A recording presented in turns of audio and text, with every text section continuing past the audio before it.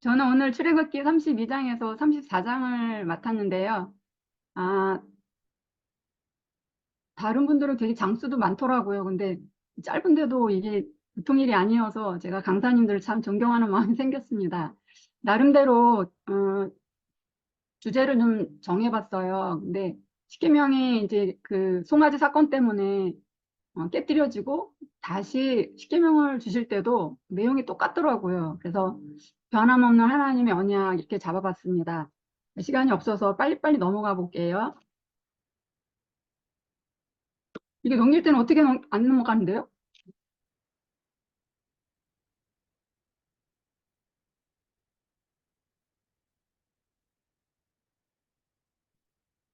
아, 제가 구조는 우리 저기 목사님 거, 아니 간사님 거 출애굽기 구조를 제가 따왔거든요. 그래서 저의 담당은 반역과 언약 갱신 이 부분을 저희들이 오늘 좀 살펴보려고 합니다. 32장은 금송아지 사건이 이제 주축을 이루는데 지금 이스라엘 백성들의 상황은 하나님과 언약도 나름 체결하고 모세는 하나님 임재하실 그 성막에 대한 청사진도 받았습니다.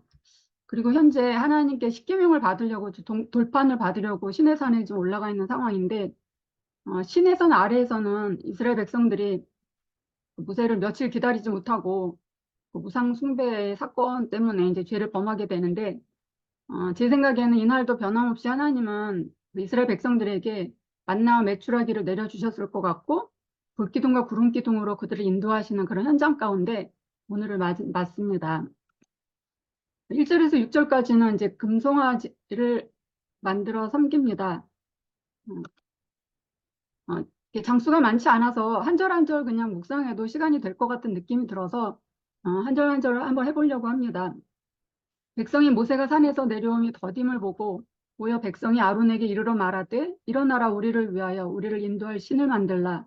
이 모세 곧 우리를 애굽 땅에서 인도하여 낸 사람은 어찌 되었는지 알지 못함이니라.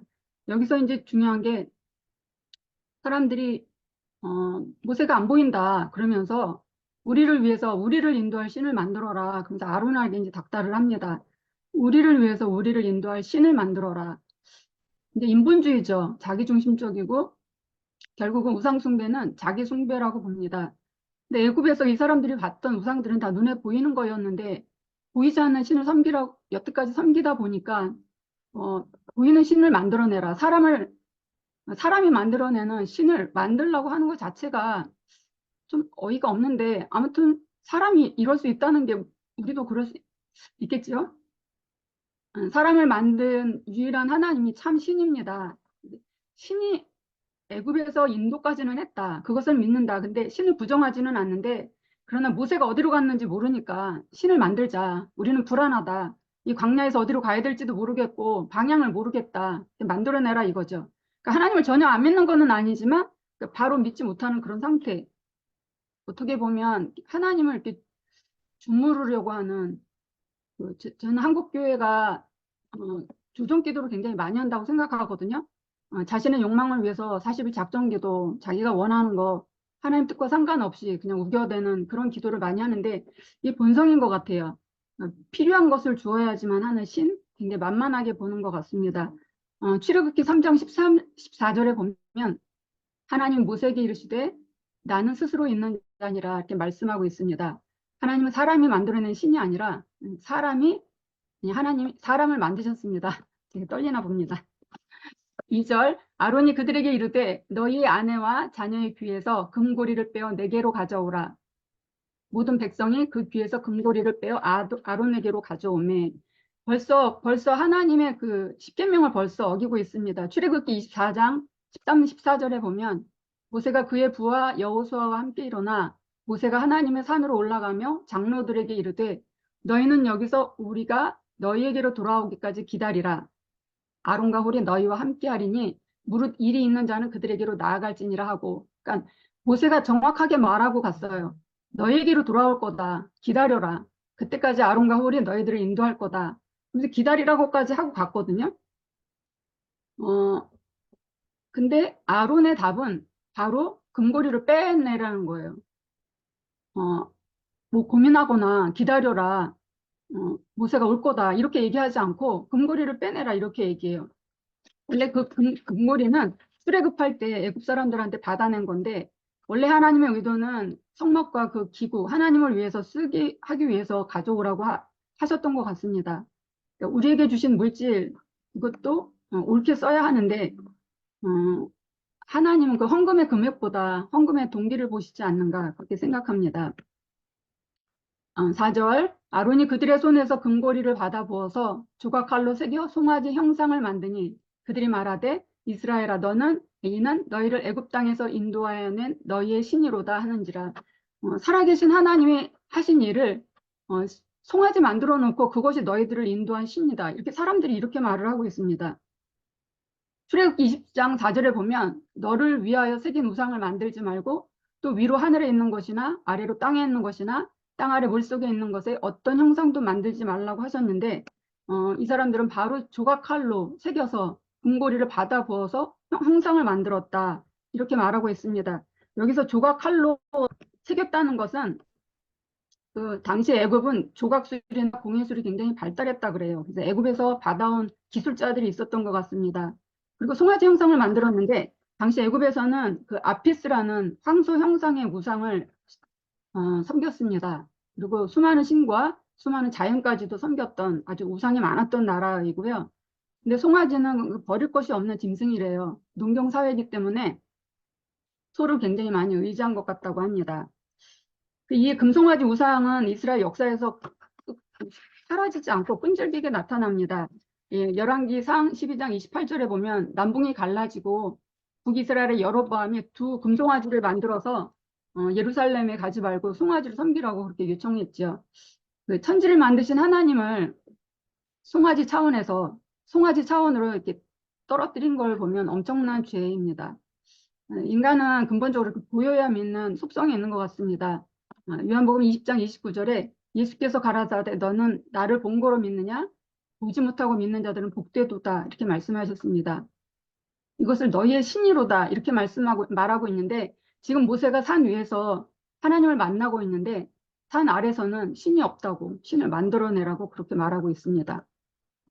5절 아론이 보고 그 앞에 제단을 쌓고 이에 아론이 공포하여 이르되 내일은 여호와의 절일이니라 하니 이튿날에 그들이 일찍 일어나 번제를 드리며 화목제를 드리고 백성이 앉아서 먹고 마시며 일어나서 뛰놀더라. 여기서 아론이 보고 그랬거든요. 이 수리아 역본이나 메시지 성경에는 아론이 두려워하여 이렇게 번역하고 있습니다. 사람들이 한꺼번에 막 몰려드니까 굉장히 두려웠을 것 같아요. 근데 제가 이 부분을 좀 묵상했거든요. 아론을 좀 묵상했어요. 왜 이 상황에서 왜 이렇게 금송아지를 만들어냈을까? 아론을 좀 생각해 보니까 아론은 직접 하나님 음성을 들은 적이 없는 거예요. 항상 모세가 음성을 듣고 모세가 하라는 대로만 계속했기 때문에 하나님 직접 만나지 못했던 것 같아요. 그리고 자기가 형인데 맨날 동생이 하라는 대로만 하다가 지금 자기 동생이 없잖아요. 그러니까 자기의 리더십을 좀 인정받고 싶은 마음이 있지 않았나? 그렇게 생각하고 또 제가 세 번째는 그 마음 안에 그 애굽에서 있었던 송아지 형상의 그 우상 숭배 잔재가 본질적으로 본인 안에 있었기 때문에 이런 위기 가운데서 갑자기 금을 빼내라 이렇게 얘기할 수 있었지 않았을까. 근데 아시지만 아론은 하나님이 달병가예요. 이 사람 말을 참 잘하거든요. 어, 말을 잘하기 때문에 하나님께서 아론이 못한다고 보낼 만한 자를 보내소서 막 그럴 때 하나님께서 출애굽기 4장 14절에 여호와께서 모세를 향하여 노하여 이르시되 레위 사람 내 형 아론이 있지 아니하냐 그가 말 잘하는 것을 내가 아노라. 말 잘하게 만들어 놓으셔서 충분히 아론은 그 백성들을 말로 설득할 수 있었다고 생각하거든요. 근데 그렇게 하지 않았고 그냥 우상을 섬기는 일에 나섰습니다. 결국 제가 볼 때는 처음에 모세를 하나님께서 부르셨을 때, 저 못합니다. 이 얘기하지 말고, 그냥 모세가 그냥 했더라면, 이 사건이 없지 않았을까. 결국은 이게 모세의 죄는 아닐까. 저는 그렇게도 생각을 해봤습니다. 어, 아론이 공포한 게 뭐냐면, 내일은 여호와의 절일이니라. 이것은 그 어떤 분들은 그 하나님이 정하신 절기가 아니라 금송아지 축제 날이었을 거다. 뭐 이렇게도 얘기하는데, 번제를 드리고 화목제를 드린 거 보면 또 그런 건 아닌 것 같고, 늘 이 사람들은 속죄제는 드리지 않았더라고요. 그러니까 그것도 좀 특징인 것 같습니다. 7절부터 죄송합니다. 6절은 이튿날 일찍이 제사를 드렸다 이렇게 얘기하는 거 보면 굉장히 신속하게 우상을 만든 것 같습니다. 그리고 먹고 마시며 뛰놀았다. 이거는 이방 종교 축제의 전형적인 모습인데 황소신은 힘과 생산의 상징이기 때문에 그 형상 앞에서 뛰노는 것은 결국은 성적인 타락까지 이렇게 가게 돼 있거든요. 그러니까 이방 종교는 음주가 있고 춤이 있고 부도덕한 성행위까지도 이끌어져요. 그러니까 인간의 모든 욕망을 채워줄 수 있는 그런 특성을 가지고 있어서 사람들이 이걸 되게 좋아할 것 같아요.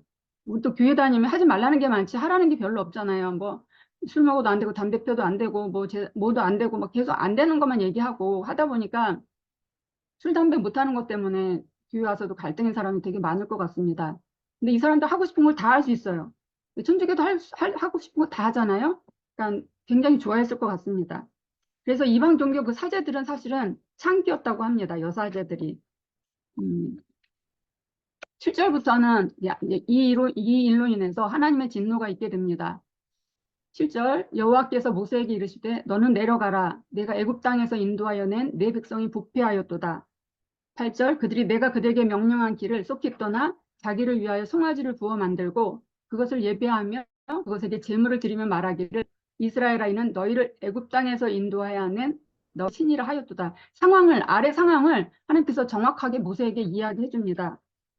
여기서 내가 애굽 땅에서 인도하여 낸 내 백성 이렇게 얘기합니다. 하나님의 백성이 아니라 너가 이끌어온 너 백성이야 이렇게 얘기합니다. 하나님 관계를 끊었다는 얘기죠. 죄 때문에 하나님 벌써 화가 나신 거예요. 죄를 지은 그 백성들이 일방적으로 하나님과 약속한 계약을 파기했기 때문에 더 이상 하나님의 백성이 아니라고 하시는 거죠. 그래서 11절, 12절 뒤에 가면 모세가 계속 주님의 백성입니다. 내 백성이 아니라 하나님의 백성입니다. 계속 반복해서 이야기하고 주장하고 있습니다. 8절에 보면 속히 떠났다. 내가 그들에게 명령한 길을 속히 떠났다. 굉장히 적극적으로 하나님을 쉽게 배신했고요.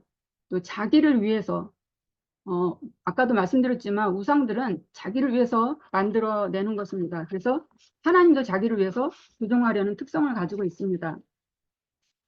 송아지 우상을 애굽 땅에서 인도해낸 신이라고 얘기하고 있고요. 그 경배의 대상을 하나님에게서 피조물인 송아지로 바꾸는 그런 어리석은 행동을 지금 계속하고 있습니다. 창세기 1장 28절에 하나님이 그들에게 복을 주시며 하나님이 그들에게 이르시되 생육하고 번성하여 땅에 충만하라. 땅을 정복하라. 바다의 고기와 하늘의 새와 땅에 움직이는 모든 생물을 다스리라 하시니라. 죄송합니다.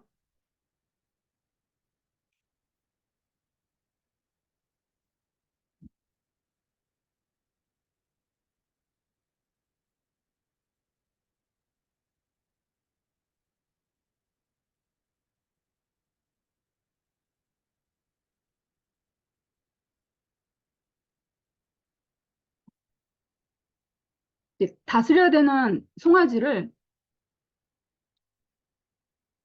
송아지더러 우리를 다스리라고 그렇게 말하고 있습니다. 근데 하나님의 사랑이 우리 죄보다 크기 때문에 우리가 지금 여태까지 살고 있는 것은 확실합니다. 9절 또 여호와께서 모세에게 이르시되 내가 이 백성을 보니 목이 뻣뻣한 백성이로다. 그런즉 내가 하는 대로 돌아 내가 그들에게 진노하여 그들을 진멸하고 너를 큰 나라가 되게 하리라. 9절에서 보면 7절에서 이스라엘 백성을 내 백성이라고 하셨는데 이제 내 백성이라고 했다가 지금 9절에서는 이 백성이라고 이제 3인칭으로 표현하고 있습니다. 네, 점점 더 백성들을 멀리 표현하고 있습니다. 더 이상 내 백성이 아니라고 하는 것들을 더 강조하고 계시고 또 목이 뻣뻣한 백성이다. 이건 두 가지 의미가 있는데 첫 번째는 고집스럽다, 완고하다, 뜻을 굽히지 않는다 이런 의미가 있고 또 하나는 교만하다. 뭐 같은 개념이긴 한데 하나님의 이기를 하고 성령의 역사를 무시하는 그런 백성이라는 거죠. 근데 10절에서 그런즉 내가 하는 대로 놔둬라. 야, 이제 나 너무 이제 화가 났으니까 나 말리지 마. 내가 이제 그대로 할 거야. 그러니까 더 이상 관계하지 않겠다. 난 끊어버리겠다. 크게 화가 나셔서 하신 말씀이 그들을 진멸하고 너를 큰 나라가 되게 하겠다. 하나님 충분히 그러실 수 있죠. 아담을 만드셨는데 뭐 모세가 없어도 만들어내실 수 있는 분이죠. 근데 백성들 다 쓸어버리고 너를 큰 나라가 되게 하겠다. 그렇게 말씀합니다. 그때 모세가 이제 중보기도를 중간에서 하는데 1절부터 14절까지 세 가지를 이야기합니다. 모세가 그의 하나님 여호와께 구하여 이르되 여호와여 어찌하여 그 큰 권능과 강한 손으로 애굽 땅에서 인도해 내신 주의 백성에게 진노하시나이까. 하나님, 내 백성이 아니라 주님의 백성입니다. 이렇게 큰 기적들을 행하면서 어렵게 여기까지 왔는데 왜 그들에게 화를 내십니까? 그렇게 하지 마십시오. 설득하기 시작합니다. 또 12절에서는 어찌하여 애굽 사람들이 이르기를 여호와가 자기의 백성을 산에서 죽이고 지면에서 진멸하려는 악한 의도로 인도에 내었다고 말하게 하시려 하나이까. 주의 맹렬한 노를 그치시고 뜻을 돌이키사 주의 백성에게 이 화를 내리지 마옵소서. 이게 뭐냐면 애굽 사람들이 다 봤습니다. 하나님 백성들을 인도하시려고 그 10가지 재앙을 하고 막 어렵게 데려 나가가지고 화났다고 광야에서 죽여버리면 그 사람들이 뭐라고 하겠습니까? 거두십시오. 하나님 뜻을 거두십시오. 그렇게 얘기하고 또 13절에서는 주의 종 아브라함과 이삭과 이스라엘을 기억하소서. 주께서 그들을 위하여 주를 가리켜 맹세하여 이르기를 내가 너희의 자손을 하늘의 별처럼 많게 하고 내가 허락한 이 온 땅을 너희의 자손에게 주어 영원한 기업이 되게 하리라 하셨나이다. 그래서 아브라함과 이삭과 이스라엘은 야곱을 이야기하죠. 조상들에게 약속했다는 거예요. 우리 자손들을 하늘의 별처럼 많게 하고 온 땅을 그 자손들에게 주어서 영원한 기업이 되게 할 거라고 계속 반복해서 말씀하시지 않았습니까? 이 세 가지 내용을 가지고 하나님을 설득하기 시작합니다. 어, 하나님께서 여기서 맹세하여 이뤘다. 이건 언약에 근거해서 중보기도 하는데 열왕기상 8장에도 보면 솔로몬이 성전을 짓고 하나님께 기도할 때 하나님께서 주셨던 말씀을 가지고 그가 기도하곤 합니다. 그래서 14절에 보면 하나님께서 뜻을 돌이키셨다 이렇게 말씀합니다. 여호와께서 뜻을 돌이키사 말씀하신 화를 그 백성에게 내리지 아니하시니라. 여기서 노를 그치시고라고 번역하기도 하고요. 후회하다는 의미로도 그런 의미도 들어가 있다고 합니다. 그러니까 근데 사실 뭐 모세가 기도했다고 하나님께서 뜻을 돌이키셨겠어요? 원래 하나님 속에 백성들을 사랑하는 마음이 있었고 그러고자 하는 마음이 있었기 때문에 모세의 기도에 응답하신 것처럼 그렇게 하시지 않았을까 그런 생각이 듭니다. 왜냐하면 하나님은 우리 모두를 만드셨기 때문에 근본적인 그 사랑과 그 책임감이 하나님께 있으십니다. 이 돌이키사의 뜻에 후회하다는 의미가 있다는 걸 보면 죄를 지어도 하나님께서 후회하실 정도로 그 화를 내리신 것에 대해서 하나님께서 돌이키심이 빠르신 것 같습니다. 15절부터 20절까지는 이 돌판이 이제 깨어지는데 이 글씨가 왜 이렇게 이 채는 이렇게 둘자가 저렇게 됩니다. 15절 모세가 돌이켜 산에서 내려오는데 두 증거판이 그의 손에 있고 그 판의 양면 이쪽 저쪽에 글자가 있으니 그 판은 하나님이 만드신 것이요 글자는 하나님이 쓰셔서 판에 새기신 것이더라. 십계명인데요. 두 증거판은 이제 십계명을 이야기하는데 저는 이 십계명을 생각을 해봤어요. 근데 이게 돌이잖아요. 근데 제가 돌을 보면 조금 해도 되게 무겁거든요. 근데 이게 십계명을 쓸 정도면 하나님이 뭐 코딱지만하게 쓰실 일은 없고 그래도 보이게끔 하실 거면 어느 정도 크기가 있을 텐데 무게가 있을 것 같은 거예요. 그래서 제가 인터넷에 찾아봤어요. 십계명. 그랬더니 뭐 이게 맞는지는 모르지만 이게 현재 이스라엘 국보로 지정된 십계명이라고 해요. 그러니까 1913년에 철도 공사하다가 발견됐는데 높이가 60cm, 무게가 50kg, 52kg가 된다는 거예요. 지금 개인이 수정하고 있다고 하는데 제 생각에 52kg 정도는 되지 않을까? 그런 생각이 들어요. 근데 이게 두 개잖아요. 그러면 지금 그 모세의 상태가 어떠냐면 신명기 9장 9절하고 18절에서 보면 확실하게 40일 동안 물도 먹지 않은 상태거든요. 그러면 물도 먹지 않은 80세가 지난 할아버지가 52kg짜리 두 개면 104kg인데 그거를 들고 산에서 내려올 수 있을까? 산도 뭐 아스팔트가 깔린 때도 아니고 길도 없는데 거기서 얕은 산도 아니고 어느 정도 높이가 있는데 거기서 그걸 들고 내려올 수 있나? 나중에 이제 깨뜨리고서 나서 34장에서는 또 깎아갖고 올라오래요. 그러면 깎아갖고 그땐 또 갖고 올라갔다가 내려오는 게 이게 인간의 힘으로 가능한가? 음, 남자분들 이게 가능합니까? 104kg를 할아버지가 들고 올라갔다 내려갔다 이게 가능한가? 저는 아무리 생각해도 이것도 기적 아닌가 그런 생각이 들었습니다. 제가 그런 걸 하면서 느낀 게 모세도 참 쉽지 않았구나. 그런데 요한일서 5장 3절의 말씀이 생각이 났어요. 그의 계명들은 무거운 것이 아니로다. 이렇게 말씀하셨는데 이런 무게를 얘기하는 건 아니지만 아무튼 그런 말씀이 생각이 났습니다. 근데 왜 돌판이었을까? 왜 돌에다 썼을까를 생각해 봤는데 돌은 글씨가 지워지지 않는 그 영구성이 있기 때문에 돌에다 썼고 또 하나님이 굳이 2번을 다 직접 쓰셨을까? 한 번 쓰셨으니까 야 이제 모세한테 야 그대로 만들어서 만들어 뭐 이래도 되잖아요. 그렇게 하실 수도 있는 분인데 굳이 그 돌을 갖고 올라오라 그래가지고 또 하나님 직접 쓰시거든요. 그 말씀에 대한 언약의 그 권위가 있었음 더 있는 것 같습니다. 17절 여호수아가 백성들의 요란한 소리를 듣고 모세에게 말하되 진중에서 싸우는 소리가 나나이다. 모세가 이르되 이는 승전가도 아니요 폐하여 부르짖는 소리도 아니라 내가 듣기에는 노래하는 소리로다 하고 자 똑같은 상황인데 똑같은 소리를 듣고 있는데 여호수아와 모세의 반응이 다릅니다. 여호수아는 싸우는 소리 같다는 거예요. 근데 모세는 이미 하나님께 들었거든요. 하나님 상황을 이야기를 했거든요. 그랬더니 이거는 노래하는 소리야. 이렇게 딱 벌써 리더십이 다르죠. 여기서 여호수아는 계속 모세가 산에 갈 때마다 계속 함께 동행합니다. 하나님께 늘 복선을 까시는 것 같아요. 다음 리더를 하나님께서 벌써 오래전부터 키우고 계시는 것들을 볼 수가 있습니다. 그리고 여기서 승전가라는 단어가 나오는데요. 이게 원문에서는 승리하여 외치는 소리, 그래서 패하여 외치는 소리 이렇게 해서 대꾸를 이루기도 한다고 그렇게 얘기하는데 맞는 것 같습니다. 그다음에 19절 진에 가까이 이르러 그 송아지와 그 춤추는 것을 보고 크게 노하여 손에서 그 판들을 산 아래로 던져 깨뜨리니라. 모세가 그들이 만든 송아지를 가져다가 불살라 부수 가루를 만들어 물에 뿌려 이스라엘 자손에게 마시게 하니라. 여기서 춤추는 것들을 봤다는데 춤은 굉장히 여러 가지 종류가 있다고 하고요. 우상 앞에서 춤추는 것은 이 사람들은 그냥 이방 종교의 그 제사에 들어가 있는데 아까도 말씀드렸지만 성적인 까지 가고 또 공통적으로 우상은 굉장히 음란합니다. 왜냐하면 자기를 자신들을 위해서 만들었기 때문에 음란합니다. 여기서 모세가 보고 크게 노하였다 이렇게 말했어요. 아까 하나님이 말씀하실 때는 현장에 없었거든요. 근데 그때는 하나님 앞에 중보기도를 했어요. 그러지 마시라고. 근데 지금은 크게 그걸 현장에서 보니까 너무 화가 나서 어, 백성 편에 서는 것이 아니라 이제 하나님 편에서 이제 보면서 그 판들을 이제 산에서 이제 아래로 던져서 떨어뜨립니다. 이것은 또 의미가 언약이 깨진 것을 그런 의미가 있죠. 그 다음에 20절에는 불살라 부서 가루를 만들었다. 그런데 사실은 금덩어리는 불에 타지 않습니다. 예, 가루로 만들 수는 있죠. 그래서 어떤 사람들은 도금이 혹시 아닐까? 그렇게 말하는 사람들도 있습니다.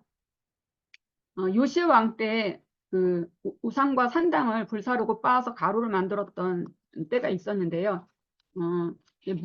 물에 뿌려서 또 마시게 했습니다. 이걸 마시게 했던 거는 율법 중에서 여자가 바람 폈을 때 하나님께서 어떻게 하라고 하시냐면 그 저주의 물을 제사장들 앞에서 먹게 해라. 그래서 정말 죄가 있으면 죽을 것이다. 그러나 그렇지 않으면 살 수 있도록 그렇게 했던 그런 조항이 있습니다. 이스라엘 역시 지금 그 남편 되신 하나님께 부정을 저질렀기 때문에 이 저주의 물을 먹이는 그런 성격이기도 한 것 같습니다. 그 다음에 21절부터 24절까지는 여기에 대해서 아론이 인정하고 회개하는 게 아니라 변명하고 이제 책임을 회피하게 됩니다. 모세가 아론에게 이르되 이 백성이 당신에게 어떻게 하였기에 당신이 그들을 큰 죄에 빠지게 하였느냐. 아론이 이르되 내 주여 노하지 마소서 이 백성의 악함을 당신이 아나이다. 여기서 내 주여는 아도나인데 아니요. 모세가 그 죄의 책임을 그 지도자 아론에게 묻고 있습니다. 야, 왜 기다리려고 했는데 이렇게 됐냐? 그랬더니 백성들 알지 않아. 그들이 얼마나 악한지 너 알지 않아. 그러면서 내 주여라는 표현을 씁니다. 이거 아도나이인데 이것은 사람들이 여호와를 부르기가 부담스러우니까 좀 덜 부담스러운 아도나이를 많이 사용한 단어라고 합니다. 그러니까 내 주요가 거의 뭐 신적인 존재로 의존하고 있었던 것 같습니다. 근데 아론은 계속 그 우상 숭배한 것에 대해서 잘못을 시인하지 않고 계속 변명하고 떠넘깁니다. 그래서 아론을 하나님께서 여기서 죽이려고 하세요. 근데 신명기 9장 20절에 보면 여호와께서 또 아론에게 진노하사 그를 멸하려 하셨으므로 내가 그때에도 아론을 위하여 기도하고, 그러니까 아론을 그때 죽이려고 하실 때 그때 모세가 아론을 위해서 기도해서 겨우 살아납니다. 이때도 중보기도 하고요. 23절 그들이 내게 말하기를 우리를 위하여 우리를 인도할 신을 만들라. 이 모세 곧 우리를 애굽 땅에서 인도하는 사람은 어찌 되었는지 알 수 없노라 하기에 이게 아론의 말이에요.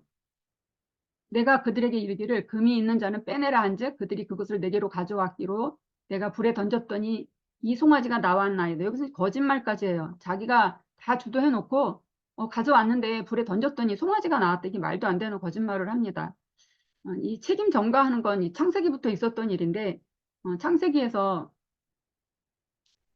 선악과를 먹어놓고 아담이 하나님이 추궁하니까 그때 아담이 나와 함께 있게 한 여자가 먹게 했습니다. 이렇게 얘기하잖아요. 여자가 먹게 했습니다. 이렇게 얘기하지 않고 나와 함께 있게 하신 여자 이렇게 표현하거든요. 그러니까 그 여자를 하나님이 주셨는데 나와 함께 있게 하신 여자가 먹으라 했습니다. 근데 결국은 하나님께 핑계를 돌리고 있고요. 하와는 뱀이 나를 꿰물어 먹었습니다. 이렇게 아주 처음부터 이렇게 변명하고 자기 죄가 아니라고 이야기하는 게 아주 오래전부터 있었던 일입니다. 여기에 대해서 이제 25절부터 29절까지 이제 죄에 대해서 하나님께서 징계하기 시작하시는데 모세가 본즉 백성이 방자하니 이는 아론이 그들을 방자하게 하여 원수에게 조롱거리가 되게 하였습니다. 여기서 이제 방자하다는 것은 제멋대로 날뛰는 이라고 새 번역에 나와 있습니다. 마음대로 했다는 거죠. 원수에게 조롱거리가 되게 했다는 건 이스라엘 백성들은 하나님께 예배하겠다고 거창하게 애굽에서 나왔는데 결국 광야에서 자신들이 섬기던 송아지 신을 섬기고 있는 그런 우스운 꼴이 되었습니다. 그래서 하나님이 그 이방인들에게 조롱이 될까봐 굉장히 화를 내고 있습니다. 26절 이에 모세가 진 문에 서서 이르되 누구든지 여호와의 편에 있는 자는 내게로 나아오라 하매 레위 자손이 다 모여 그에게로 가는지라. 그러니까 누구든지 여호와의 편에 있는 자, 그러니까 여호와를 위하는 자가 누구냐 그런 뜻이거든요. 그러니까 선택하라는 거죠. 여호와의 편에 설 자가 누구냐 나와라 이렇게 얘기할 때 레위 자손이 다 나갑니다. 이 사람들은 우상 숭배에 참여하지 않았던 것 같아요. 떳떳하니까 나갔겠죠. 27절에 모세가 그들에게 이르되 이스라엘 하나님 여호와께서 말씀하시기를 너희는 각각 허리에 칼을 차고 진 이문에서 저 문까지 왕래하며 각 사람이 그 형제를 각 사람이 자기 친구를 각 사람이 자기 이웃을 죽이라 하였느니라. 이 문에서 저 문까지 이렇게 표현하는 거 보면 이스라엘 진 자체가 외부와 굉장히 차단된 형태였던 것 같아요. 여기서 죽이라고 하는 건 사정없이 죽이라는 그런 의미가 있습니다. 그 레위 자손들이 여기서 이제 인정받게 되는 그런 동기가 되죠. 그래서 나중에 레위 자손들이 하나님의 사역을 감당하는 그런 사람들로 인정받게 됩니다. 28절 레위 자손이 모세의 말대로 행하매 이날의 백성 중에 3,000명 가량이 죽임을 당하니라. 모세가 이르되 각 사람이 자기 아들과 자기 형제를 쳤으니 오늘 여호와께 헌신하게 되었느니라. 그가 오늘 너희에게 복을 내리시리라. 이렇게 말합니다. 굉장히 3,000명가량 죽었다 그러는데 주모자급들이 아닐까 생각합니다. 죄는 반드시 상처 후유증이 남는데 죄를 용서하시긴 하지만 거기에 대한 징벌 이런 것들은 하나님께서 또다시 죄를 짓지 않게 하기 위해서 거기에 대해서 가차없이 때로 하나님께서 징계하실 때가 있습니다. 인간은 사실 죄 때문에 망합니다. 29절에 보면 헌신하게 되었느니라 이렇게 표현하는데 레위인들이 범죄한 자들을 죽인 것은 그들을 희생 제물로 삼아서 하나님께 바친 것으로 간주되었다고 합니다. 어떻게 보면 징계 가운데서 하나님 또 다른 지도자 그룹을 세우고 있는 모습입니다. 저주 가운데서도 하나님 늘 다음을 준비하시고 남은 자들을 세우시는 그런 특성이 있습니다. 30절에서 35절 두 번째 이제 하나님께 중보기도를 합니다. 이튿날 모세가 백성에게 이르되 너희가 큰 죄를 범하였도다. 내가 이제 여호와께로 올라가노니 혹 너희를 위하여 속죄가 될까 하노라 하고 모세가 시내산에 오르내린 게 전체적으로 8번이거든요. 근데 여기서 7번째가 됩니다. 백성의 죄 때문에 다시 시내산으로 갑니다. 여기서도 금식을 했는지는 확실치 않지만 이런 지도자가 있었으면 하는 마음이, 우리나라에도 이런 지도자가 있었으면 하는 간절한 마음이 제 안에 있었습니다.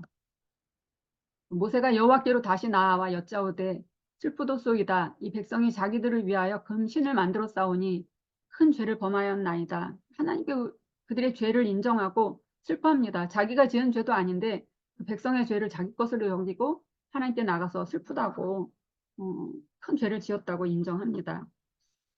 32절에 이제 그러나 이제 그들의 죄를 사하시옵소서. 그렇지 아니하시오면 원하건대 주께서 기록하신 책 생명책을 이야기하는데 내 이름을 지워버려 주옵소서 이렇게 이야기합니다. 용서해 주십시오.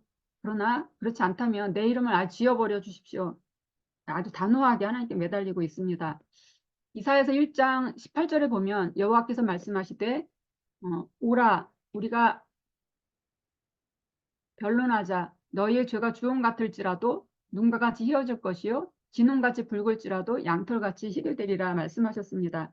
누구든지 죄를 자복하기만 하면 하나님께서 용서해 주시겠다고 약속하고 있습니다. 여기서 생명책에 기록되어 있다 하는 거 보면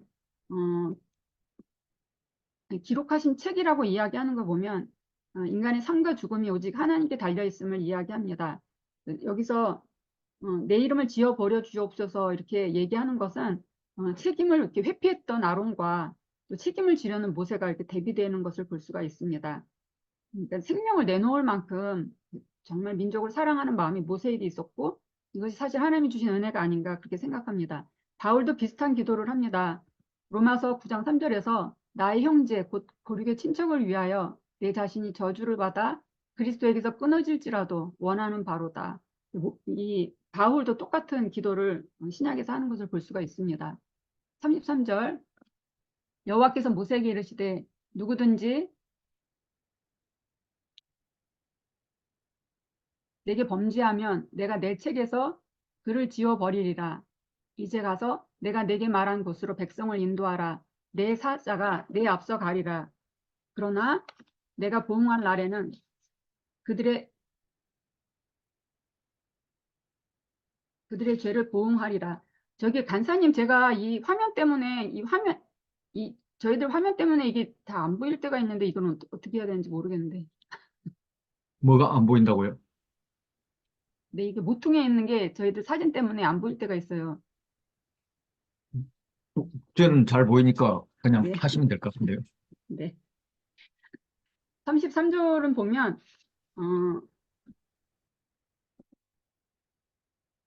누구든지 내게 범죄하면 내가 내 책에서 그를 지워버리리라. 하나님 쓰신 거를 또 지워버리시기도 하시나? 그런 생각이 들었습니다.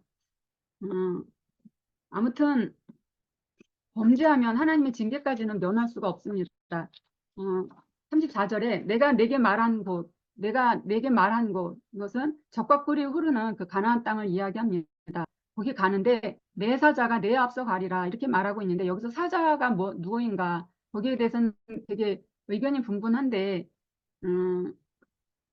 천사일 것이다. 또 성육신 이전에 예수님일 것이다 이야기하는 사람도 있고 하나님 자신일 거라고 주장하기도 하는데 저는 하나님 그분이 아니실까 그렇게 생각합니다. 그들의 죄를 보응하리라. 이것은 지금은 그 백성들의 죄를 용서하고 징벌하지 않겠으나 지금은 용서하지만 다시 죄를 지으면 그냥 놔두지 않겠다. 거기에 대해서 내가 갚을 거다. 이렇게 말씀합니다. 그래서 결국 이스라엘 백성들은 여기서는 이제 죄를 좀 모면하는지 모르지만 결국 1세대는 거의 다 죽거든요. 여호수아 갈렙만 가나안 땅에 들어갑니다. 사실은 좀 느려서 그렇지 다 광야에서 다 죽었습니다. 모세까지도 하나님과 이렇게 친밀했던 모세까지도 사실 가나안 땅을 밟아보지 못하거든요. 이게 우리의 한계가 아닌가. 또 35절 여호와께서 백성을 치시니 이는 그들이 아론이 만든 바 그 송아지를 만들었음이더라. 여기서 치시니가 메시지 성경에서는 전염병으로 이야기하더라고요. 근데 다른 성경들도 다 전염병으로 이야기합니다.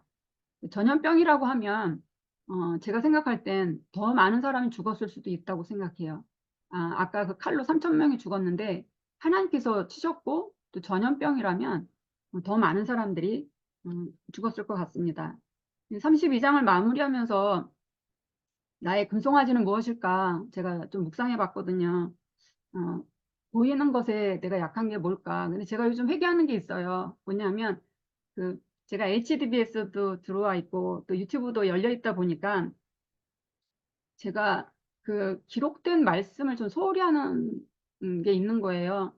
난 말씀이 곧 하나님이고 완전하고 어, 더하지도 덜하지도 않아야 되는 게 말씀인데 이제 강사님들이나 설교하시는 분들이 많다 보니까 그들이 뭐 어떤 내가 모르는 정보를 제공해 준다거나 또 말을 잘해서 막 언변이 뛰어나서 막 나를 막 혹하게 인도한다거나 뭐 PPT 같은 거 막 잘한다거나 이러면 제가 마음을 확 열고 그렇지 못한 분들에 대해서는 제가 마음을 잘 안 열고 이런 저의 자세를 보면서 하나님의 말씀이 부족한가 하는 것에 대해서 제가 많이 생각하게 됐어요.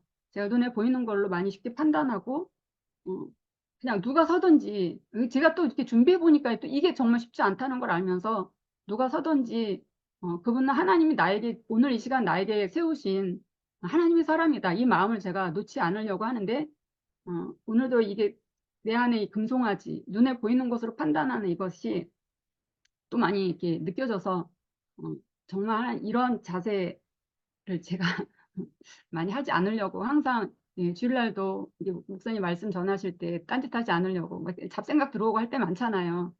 이건 놓치면 나 죽는다 이런 마음으로 전보다는 좀 더 적극적으로 하게 된 것 같습니다. 이 33장에서는 이제 제목이 하나님의 영광인데 이제 가시긴 가시고 용서하신 것 같은데 이렇게 함께 가지는 않겠다. 가나안 땅으로 가라. 그런데 동행을 거부하시고요. 또 하나님의 임재인 처소인 이제 회막이 만들어집니다. 예, 장막에 있다가 회막으로 옮겨지고 임시 처소이긴 한데 또 하나님이 또 설득 당하셔서 이스라엘과 함께 가시겠다고 하시고 하나님의 영광을 모세가 요청할 때 보여주시는 장면입니다.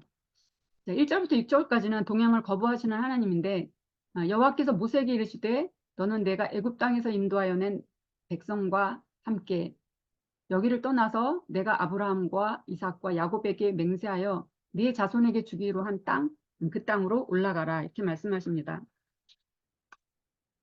어, 내가 애굽 땅에서 인도하여 낸 백성과 함께. 아직도 하나님 화가 덜 풀리신 것 같아요. 너가 인도했잖아. 그 백성과 함께 여기를 떠나서 가나안으로 가라. 그렇게 말하고 있습니다.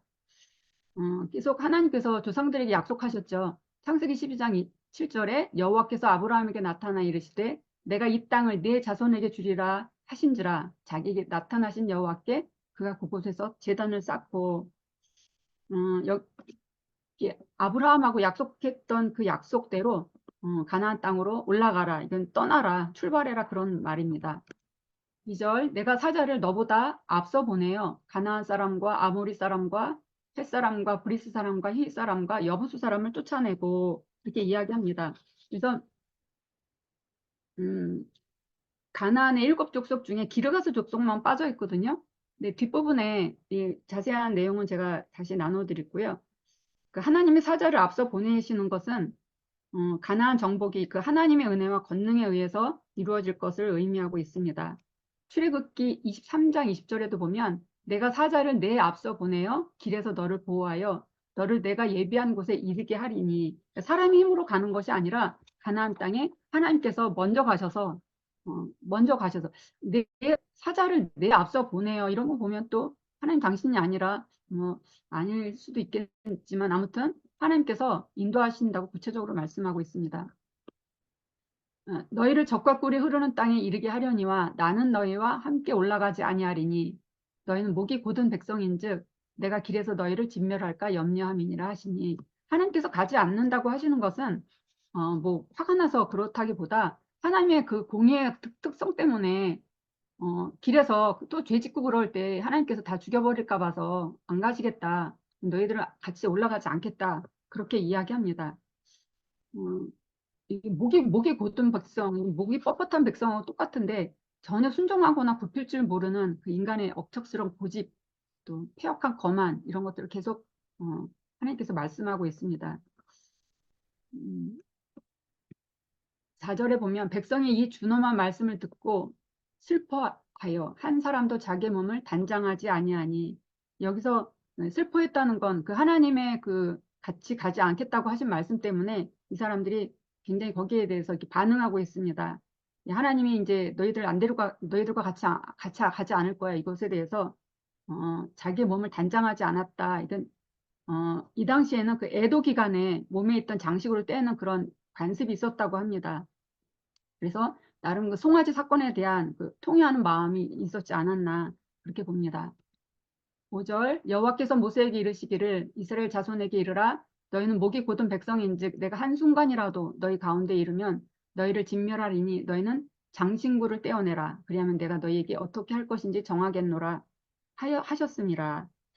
어, 장신구를 떼어내라는 건 단장품을 내어 던져라 이런 의미인데 그 장신구는 그 우상숭배랑 연결이 되어 있다고 합니다. 그 장신구 안에 그 여러 가지 그 신상들이 가로 새겨져 있고 또 우상숭배 그런 어, 거기에 연결이 많이 돼 있는 것 같습니다. 지금 찾아보니까 뭐 애굽의 장신구들 해서 이런 그림이 떴더라고요. 근데 뭐 좀 많지는 않았는데 뭐 이런 형태의 뭐 목걸이 뭐 이런 게 되게 이제 좀 화려한 것들이 좀 있었던 것 같습니다.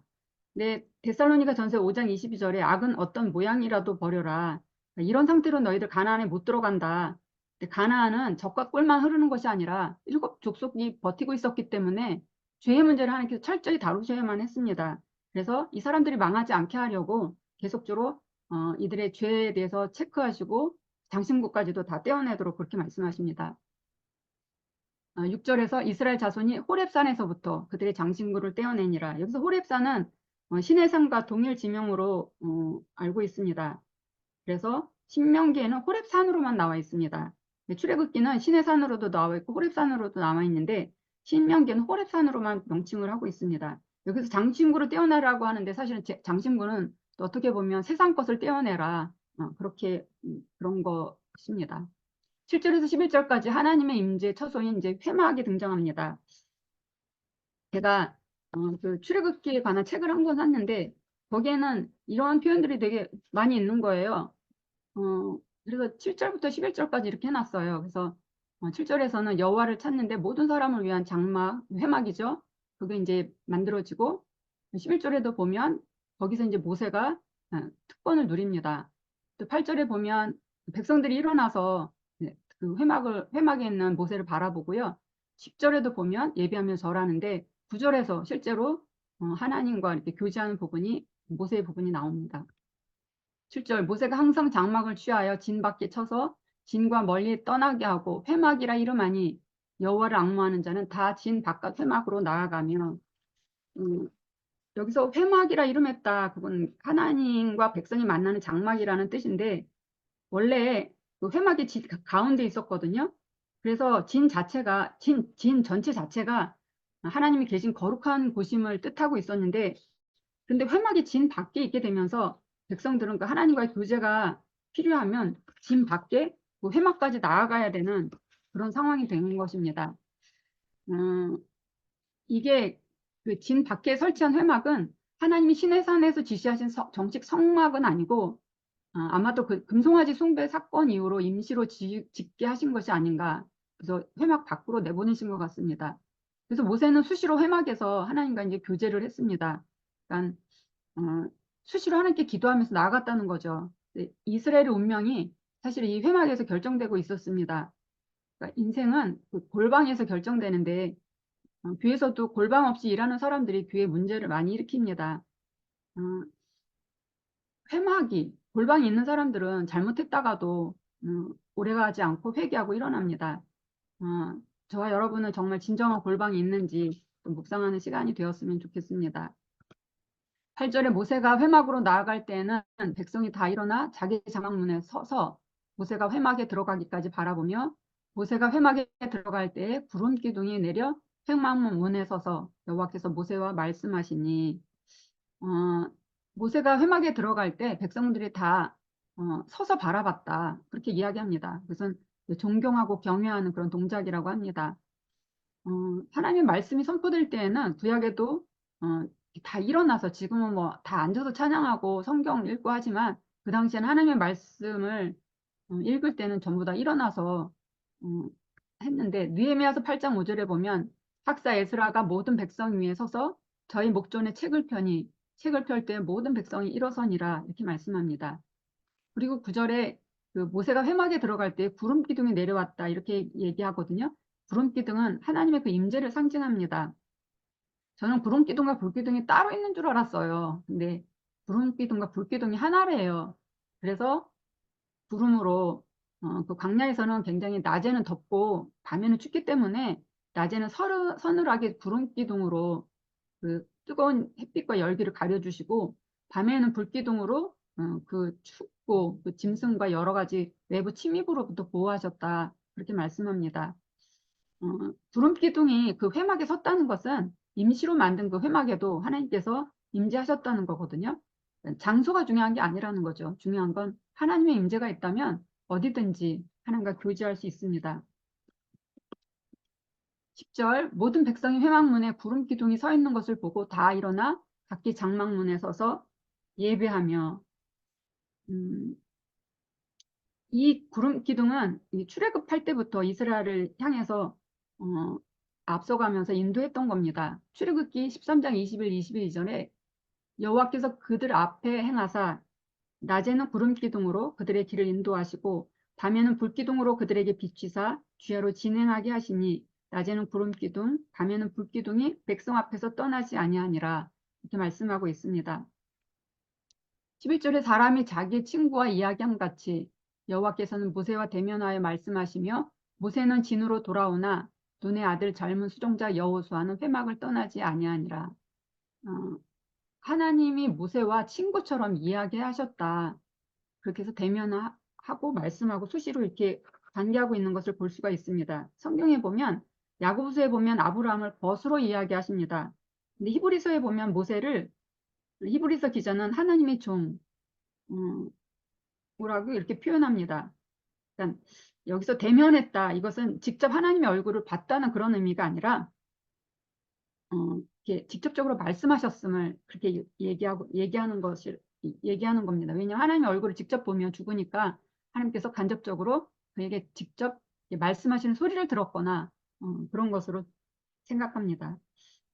그러나 여호수아는 회막을 떠나지 않았다 이렇게 얘기하는데 이 부분은 보면 엘리의 후계자였던 사무엘이 성소를 떠나지 않거든요. 이것과 굉장히 비슷한 것 같습니다. 그래서 어, 전체 이스라엘 지도자가 좋은 지도자가 나오는 것은 어느 날 갑자기 태어나는 게 아니라 잘 훈련된 또 어려서부터 이렇게 훈련되어져야 가능하다는 생각이 들고 여기에서 여호수아의 나이는 짐작할 건데 한 39세 정도 되었다고 추정하고 있습니다.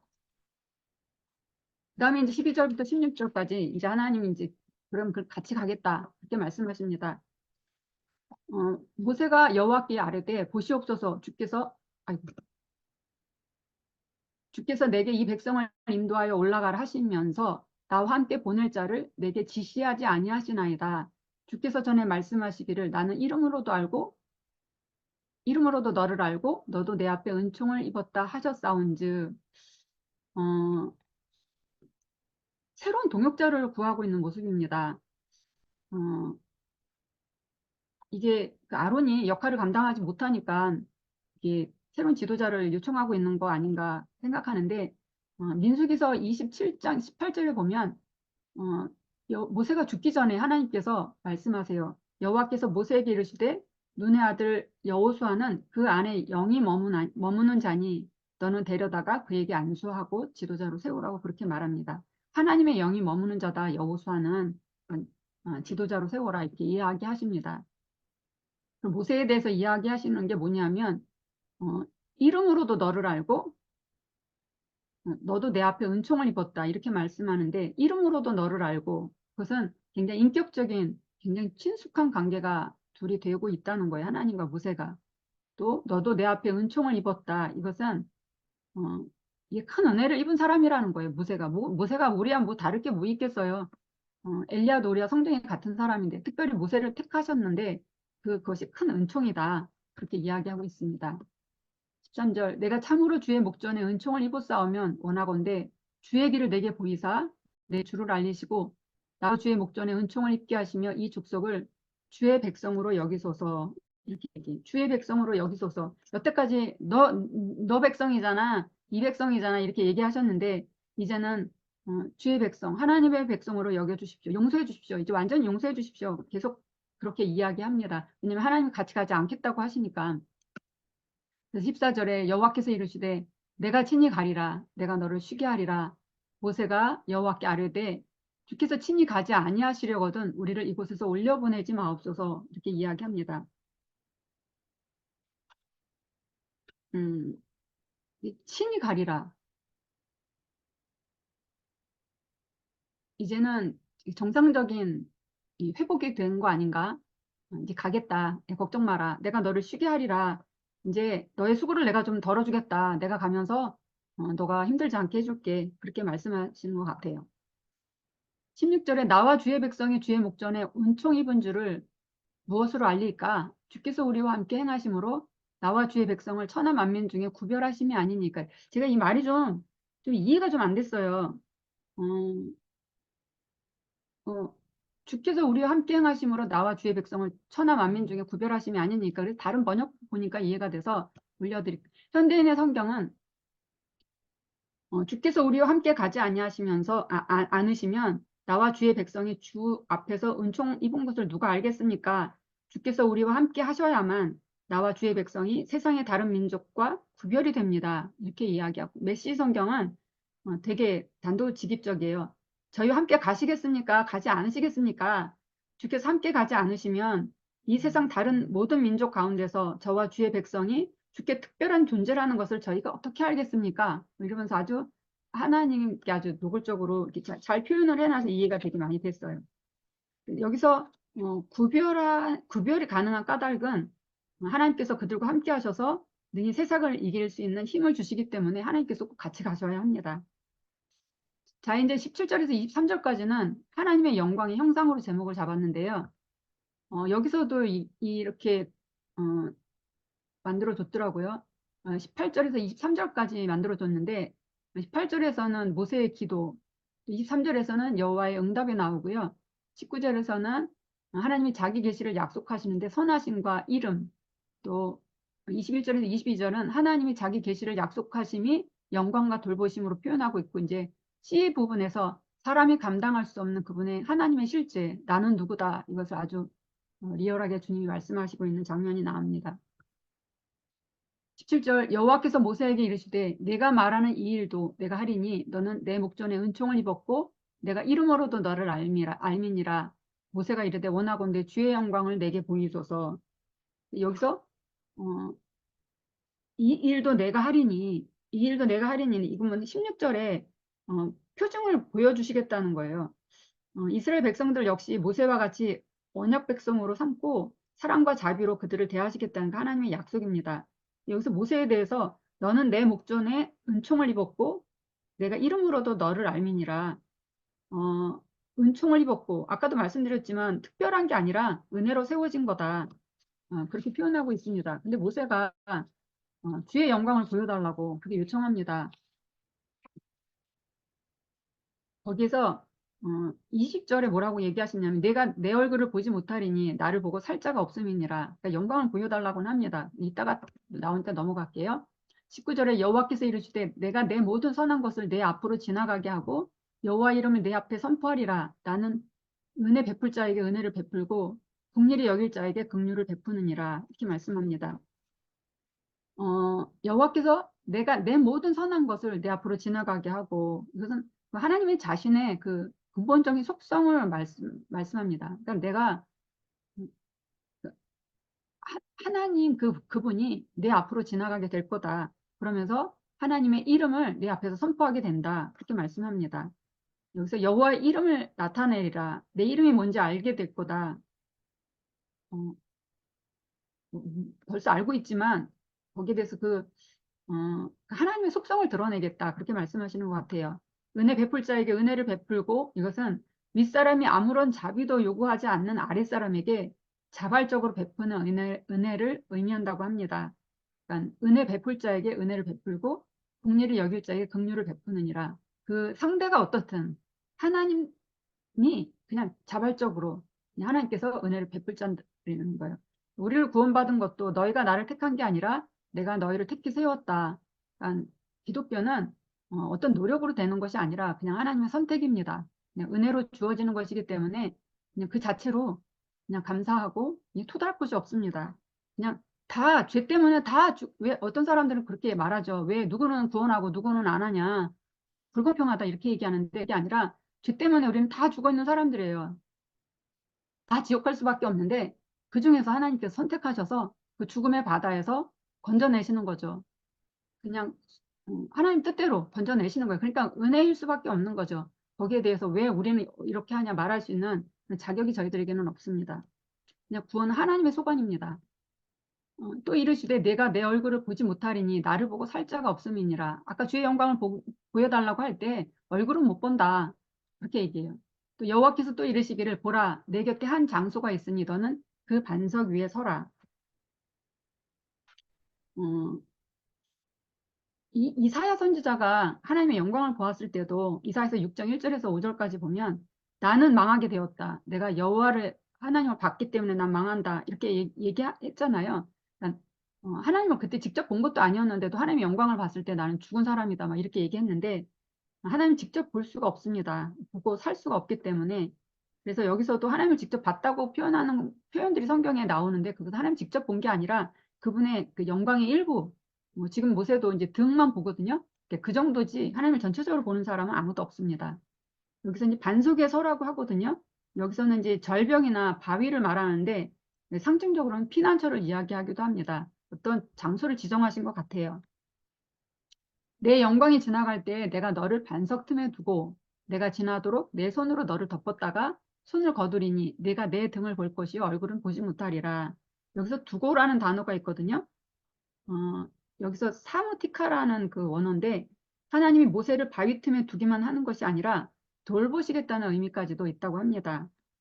또 그리고 덮었다가 너를 덮었다가 이렇게 표현하거든요. 덮었다는 건 방어한다. 이게 죽을까 봐서 하나님께서 이렇게 덮었다가 지켜주신다. 그런 의미를 가지고 있습니다. 23절에 손을 거두리니 여기서 거두리니는 하나님께서 영광을 조금 볼 수 있도록 요청한 대로 주의 영광을 보여주세요. 그러니까 다 보면 죽으니까 조금 볼 수 있도록 손을 좀 거두겠다. 그래서 내 등은 보게 하겠다. 그러나 얼굴은 안 된다. 이렇게 이야기하시는 거예요. 자, 이제 34장입니다. 다행히 일찍 끝날 것 같습니다. 두 번째 돌판과 언약 갱신인데, 이제 새 돌판을 만들어서 시내의 산에 이제 오르고요. 또 하나님의 그 계시가 있습니다. 그 다시 언약을 세우시기 시작하십니다. 자, 새 돌판을 만들어 시내 산에 오르는 과정인데요. 1절에 여호와께서 모세에게 이르시되 너는 돌판 둘을 처음 것과 같이 다듬어 만들라. 내가 깨뜨린 처음 판에 있던 말을 내가 그 판에 쓰리니. 그러니까 똑같이 쓰겠다는 거예요.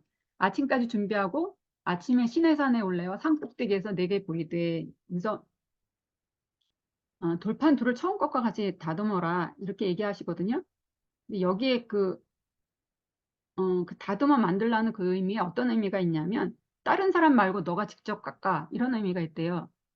그러니까 돌이라는 게 깎는데 시간이 걸리잖아요.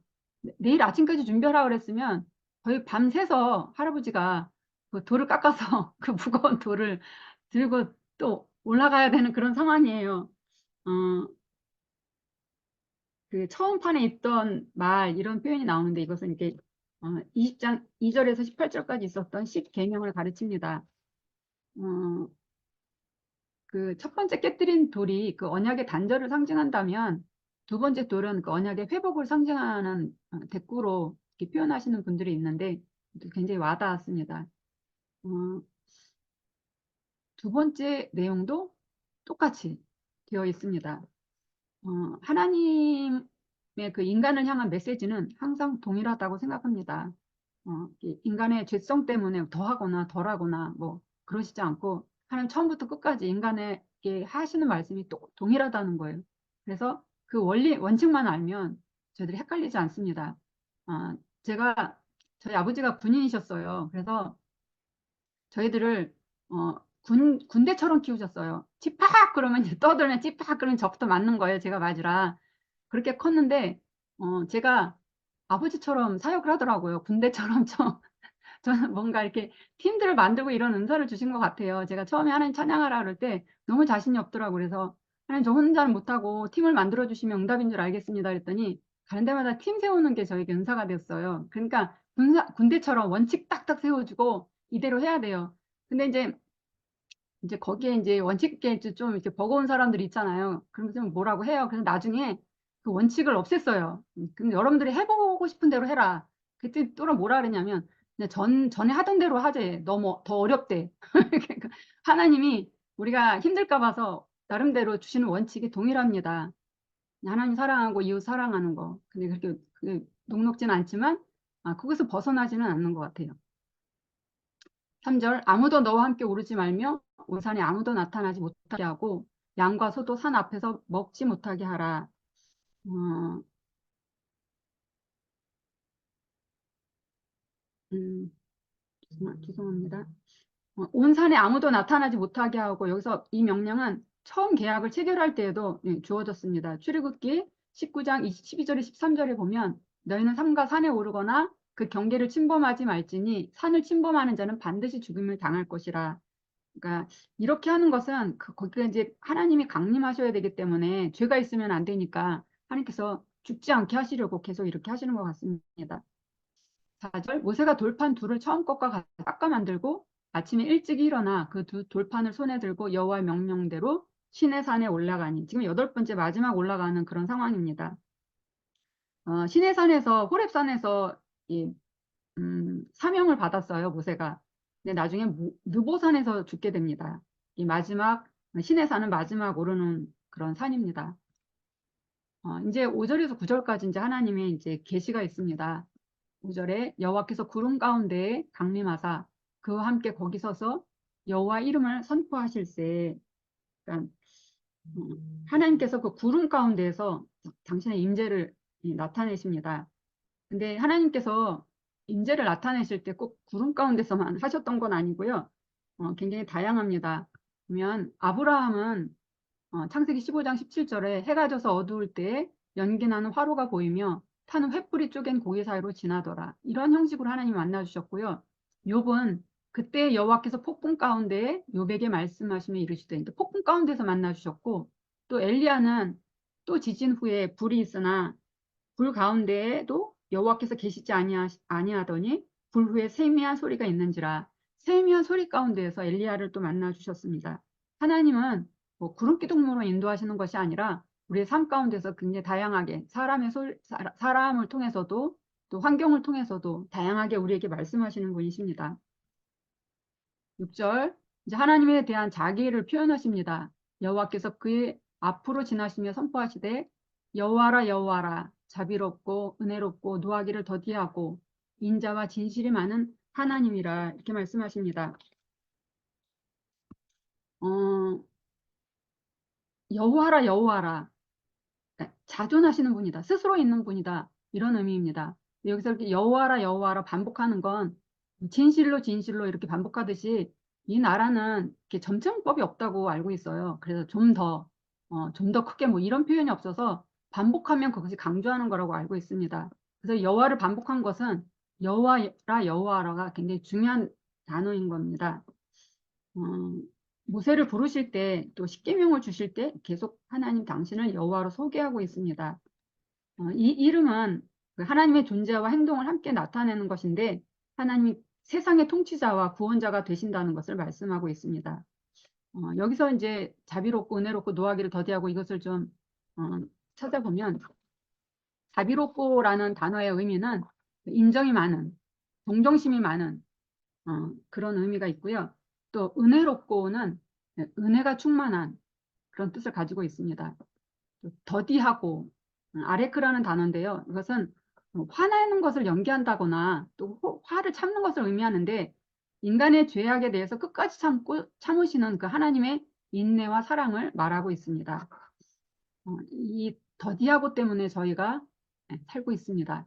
또 인자는 헤세드인데 굉장히 많이 나오는 단어 중에 하나가 헤세드인데 선, 친절, 충성 또 사랑, 뭐 여러 가지 단어로 굉장히 다양하게 쓰여지는 단어인 것 같아요. 진실, 이것은 안정됨, 진리, 진실, 이것을 의미합니다.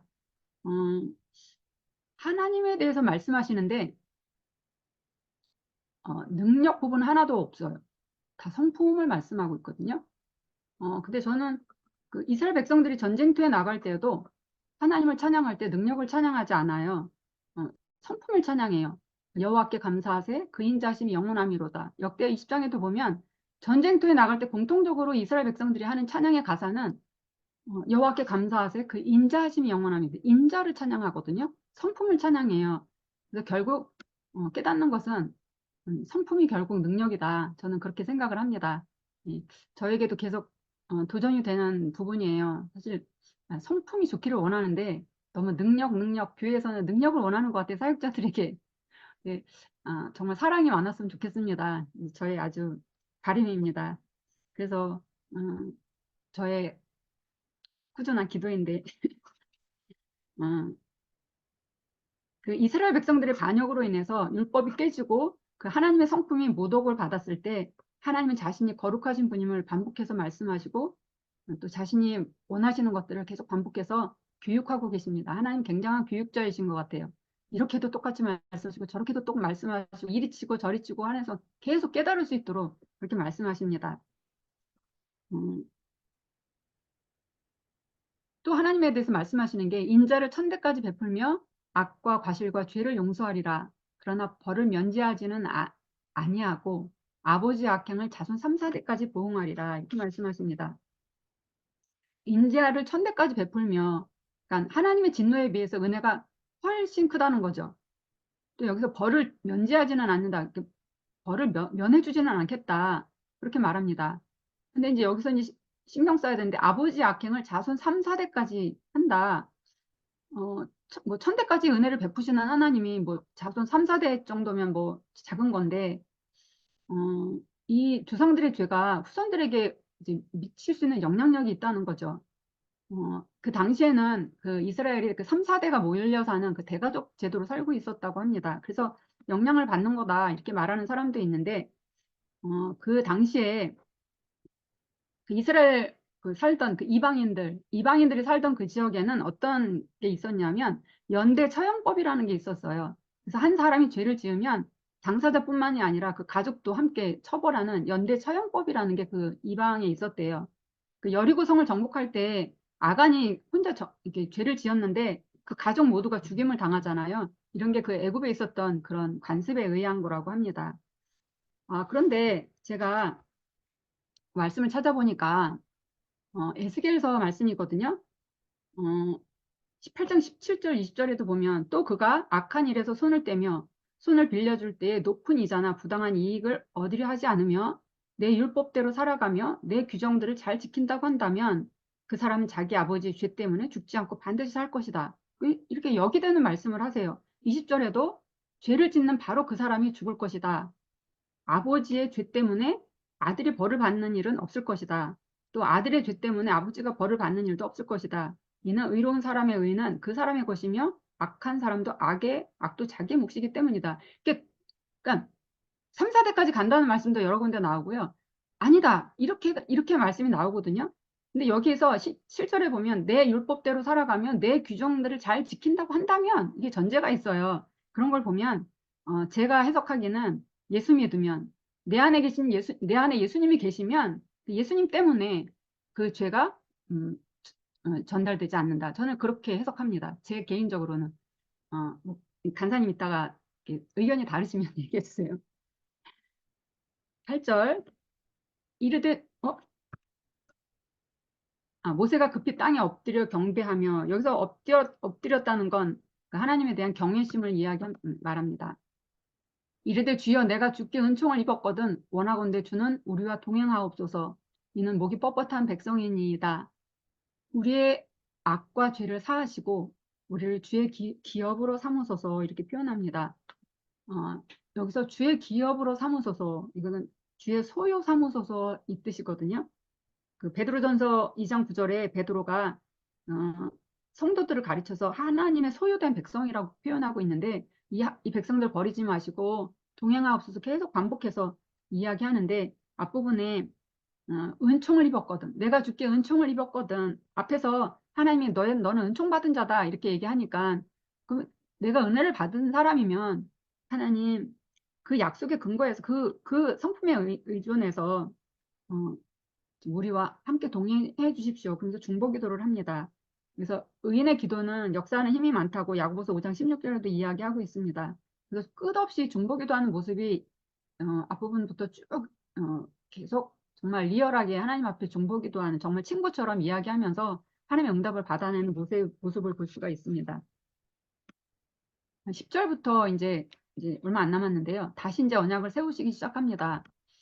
10절 여호와께서 이르시되 보라 내가 언약을 세우나니 곧 내가 아직 온 땅 아무 국민에게도 행하지 아니한 이적을 너희 전체 백성 앞에 행할 것이라. 내가 머무는 나라 백성이 다 여호와 행하심을 보리니 내가 너를 위하여 행할 일이 두려운 것임이니라. 이렇게 말씀하십니다. 그러니까 언약을 세우는데 앞으로도 여태까지도 이적 가운데 살았거든요. 이스라엘 백성들이 끝도 없이 배웠어요. 뭐 10가지 재앙을 받고 홍해를 갈랐고 뭐 정말 만나 메추라기를 매일 먹고 있고 뭐 옷과 신발이 닳지 않는 그런 상황이 있는데 아직까지도 행하지 아니한 그런 이적들을 전체 백성 앞에서 이제 앞으로도 행할 거다. 다 보게 될 거다. 하나님 일하심을 보게 될 거다. 이렇게 말씀하십니다.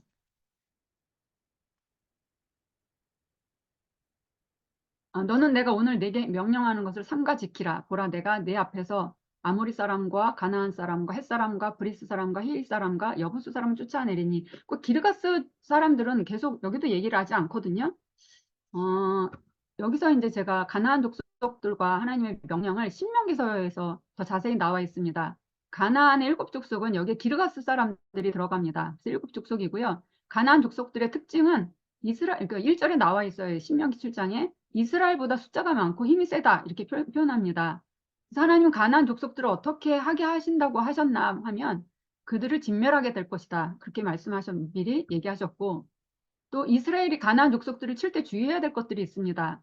어떤 언약도 하지 마라. 약속하지 마라. 또 불쌍히 여기지도 마라. 또 혼인도 하지 마라. 이렇게 얘기하는데 여기서 언약도 하지 말라.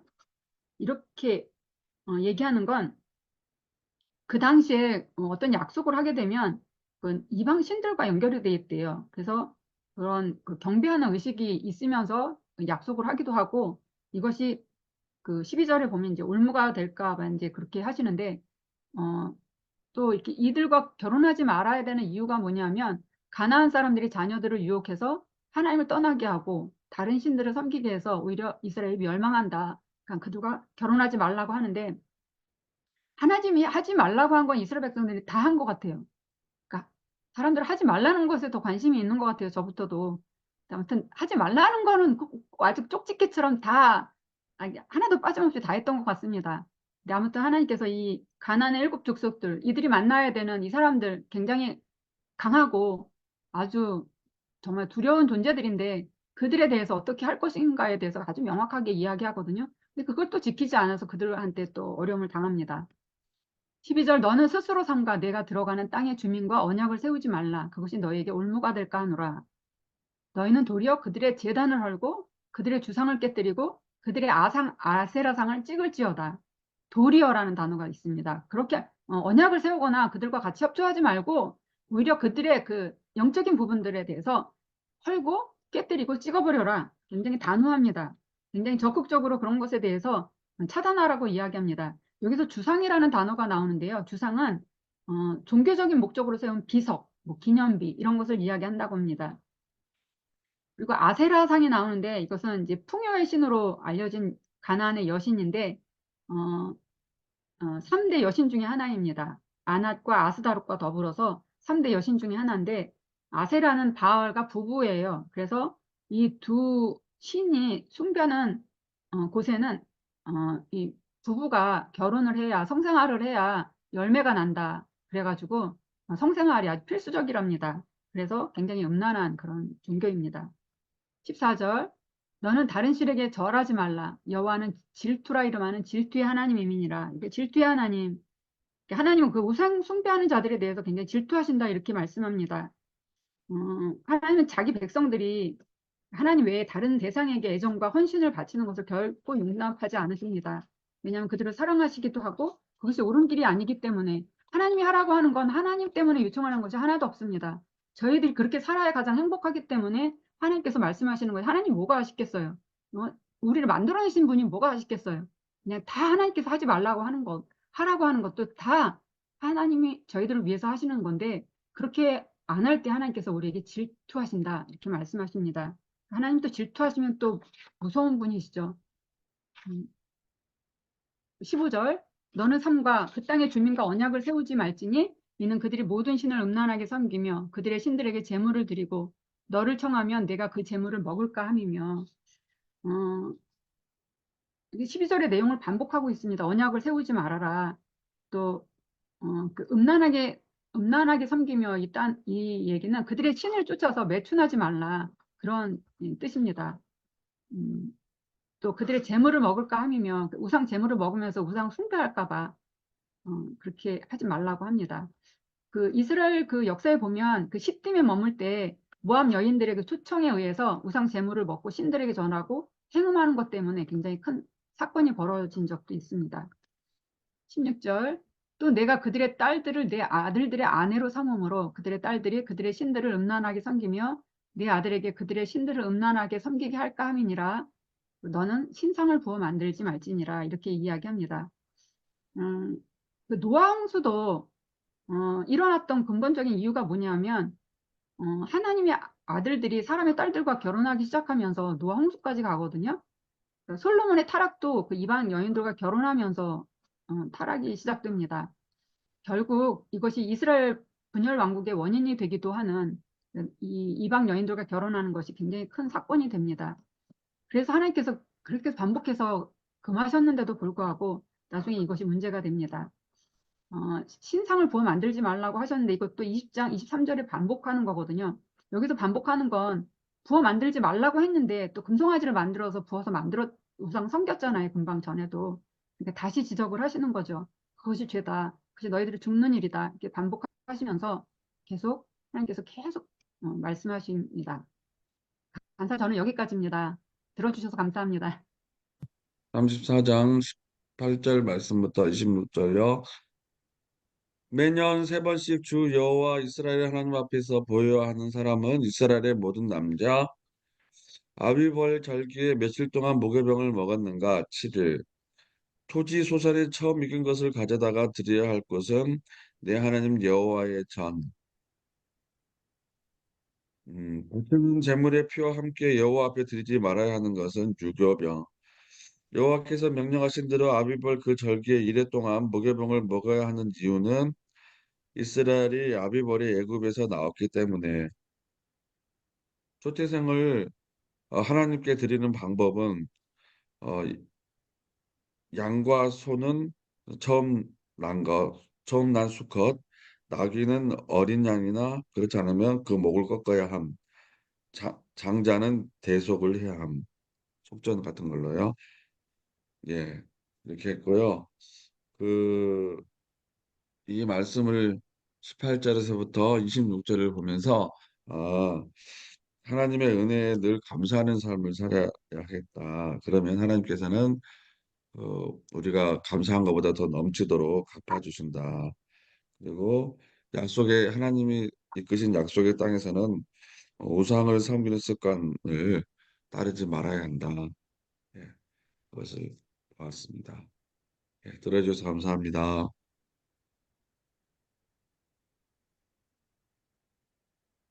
박사님, 저는 질문을 준비했는데,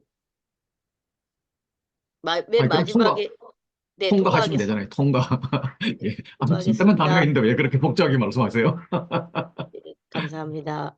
예. 네, 관찰 질문 나누겠습니다. 1번, 아비벌 그 절기에 이래 동안 무교병을 먹으며 지키기는 무엇인가? 18절, 아비벌의 무교절을 지켜야 하는 까닭은 무엇인가? 18절, 아비벌의 애굽에서 나왔기 때문. 모든 첫 태생의 것과 내 가축의 모든 처음 난 수컷인 소와 양도 다 누구의 것인가? 19절, 다 내 것. 하나님의 것이라는 거죠. 나귀의 첫 새끼는 무엇으로 대속할 것인가? 20절 어린 양으로. 나귀의 첫 새끼를 대속하지 아니하려면 어떻게 해야 하는가? 20절 그 목을 꺾을 것. 아들 중 장자는 어떻게 해야 하는가? 20절 다 대속할지며 빈손으로 내 얼굴을 보지 말지니라. 여섯 동안과 일곱째 날에 어떻게 해야 하는가? 21절 여섯 동안은 일하고 일곱째 날에 쉼. 어느 때에도 쉬어야 하는가? 21절 바깔 때에나 더울 때에도. 또 지켜야 하는 절기는 무엇인가? 22절 77절 곧 맥주의 초실절과 새말의 수장절. 모든 남자가 여호와 이스라엘의 하나님 앞에 보이는 날은 모두 언제인가? 23절 매년 3번씩. 하나님의 약속은 24절 매년 3번씩 여호와 하나님을 뵈려고 올 때에 하나님이 주신 약속은 무엇인가? 24절에 내가 이방 나라들을 내 앞에서 쫓아내고 내 지경을 넓히리라. 아무도 내 땅을 탐내지 못하리라. 유교번과 함께 드리지 못하는 것은 무엇인가? 25절 내 재물의 피. 유월절 재물을 언제까지 두지 말아야 하는가? 25절 아침까지. 내 토지에 처음 익은 것을 가져다 어디에 드려야 하는가? 26절 여호와의 전. 염소 새끼는 무엇으로 삼지 말아야 하는가? 26절 어미의 전. 이상입니다.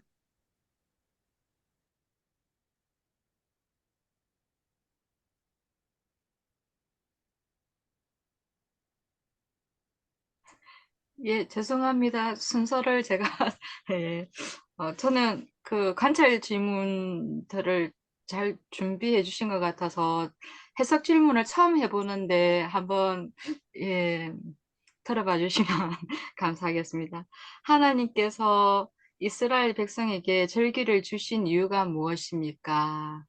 이런 질문을 해봤는데요. 첫 번째는 기억하는 것이라고 이제 생각을 해봤습니다. 하나님의 은혜를 끊임없이 기억하게 함으로써 하나님을 떠나지 않게 함이 이제 목적이 있었던 것 같고요. 그리고 이스라엘 백성들은 절기를 지킬 때마다 하나님의 은혜를 새롭게 생각하게 되었고, 그래서 더 하나님 중심의 삶을, 하나님 중심의 삶을 살게 된 것 같습니다.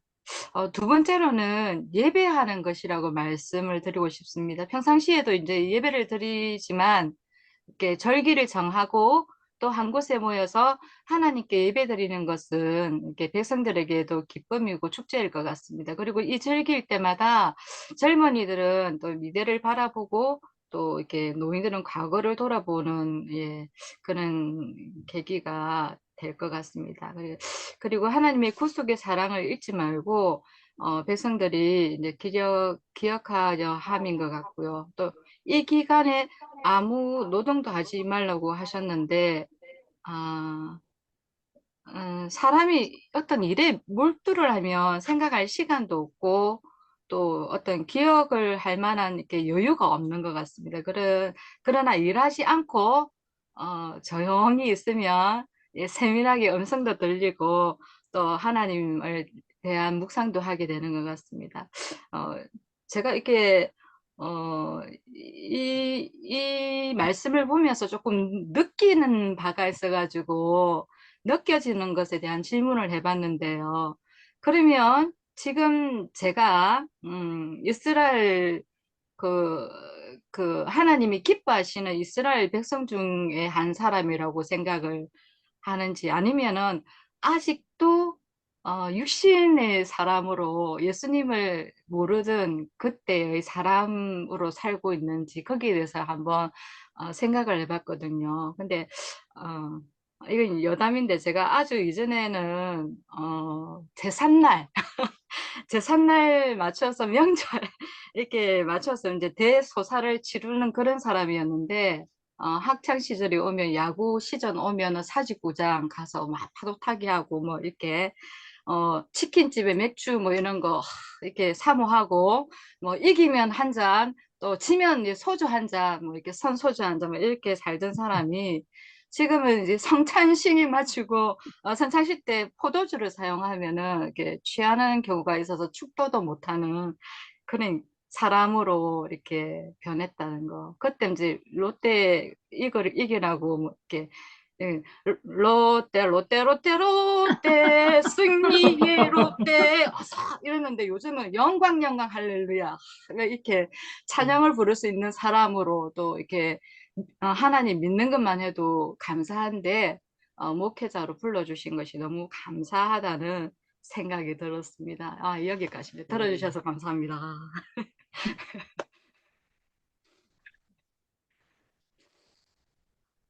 예, 승교사님.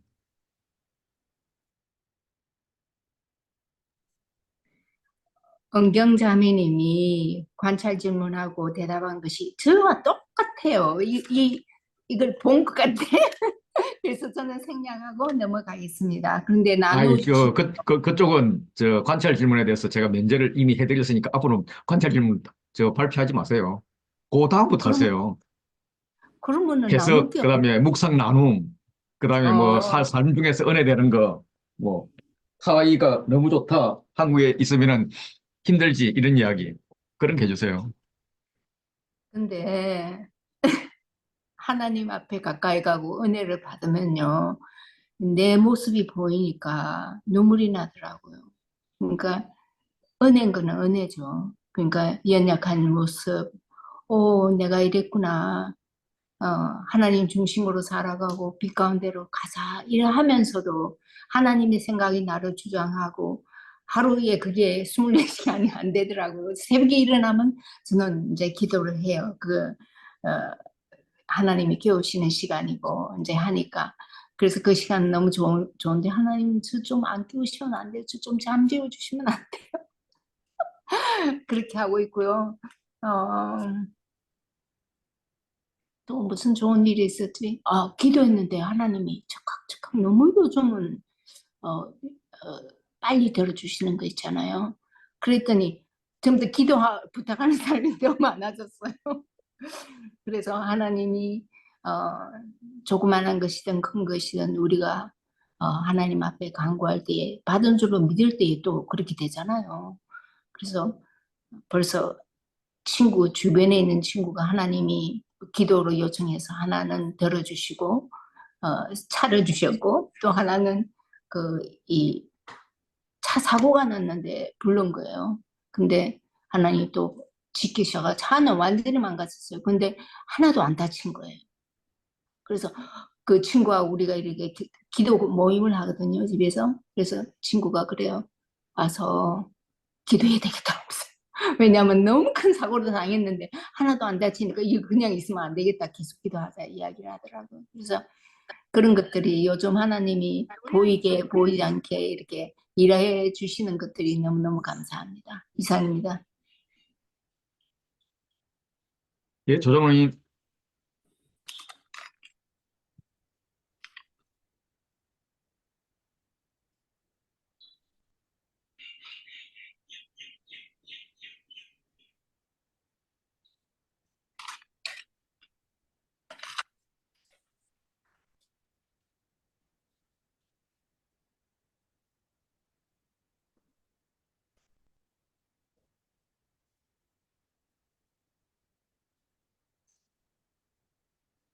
안 떨려. 소거 해제하셔야 됩니다, 장모님. 처음부터 다시 하겠습니다. 예, 예. 예, 무교절은 무슨 날에 있는가? 앞비월. 무교절 절기에는 며칠 동안 무교병을 먹어야 되는가? 이래 동안 이스라엘 백성이 애굽에서 나온 달은 앞비월. 모든 첫 태생은 누구의 것인가? 하나님. 가축의 처음 난 무엇이 그러한가? 수컷인 소와 양. 낙의 첫 새끼는 무엇으로 대속해야 하는가? 어린 양. 네 아들 중 누구를 대속해야 하는가? 장자. 하나님을 얼굴을 무슨 손으로 보지 말라고 했을까? 빈손으로. 또 엿새 동안 무엇을 하고 일곱째 날 무엇을 하라고 했는가? 엿새 동안 일하고 일곱째 날 쉬라고 하셨다. 모든 남자는 매년 몇 번씩 하나님 앞에 보이라고 했는가? 3번. 매번 3번씩 여호와 하나님을 보라고 올 때는 하나님은 어떻게 하시겠다고 했는가? 아무도 내 땅을 탐내지 못하게 하신다고 하셨다. 12번째, 내 토지 소산에 처음 익은 것을 어떻게 하라고 하셨는가?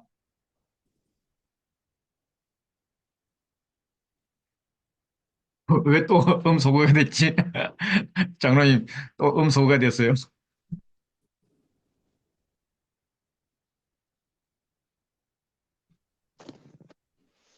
이상입니다. 예. 아, 예, 감사합니다. 뭐 스인 사모님 하실 말씀 있으시면. 네, 제가 준비한 궁금한 게 뭐였냐면요.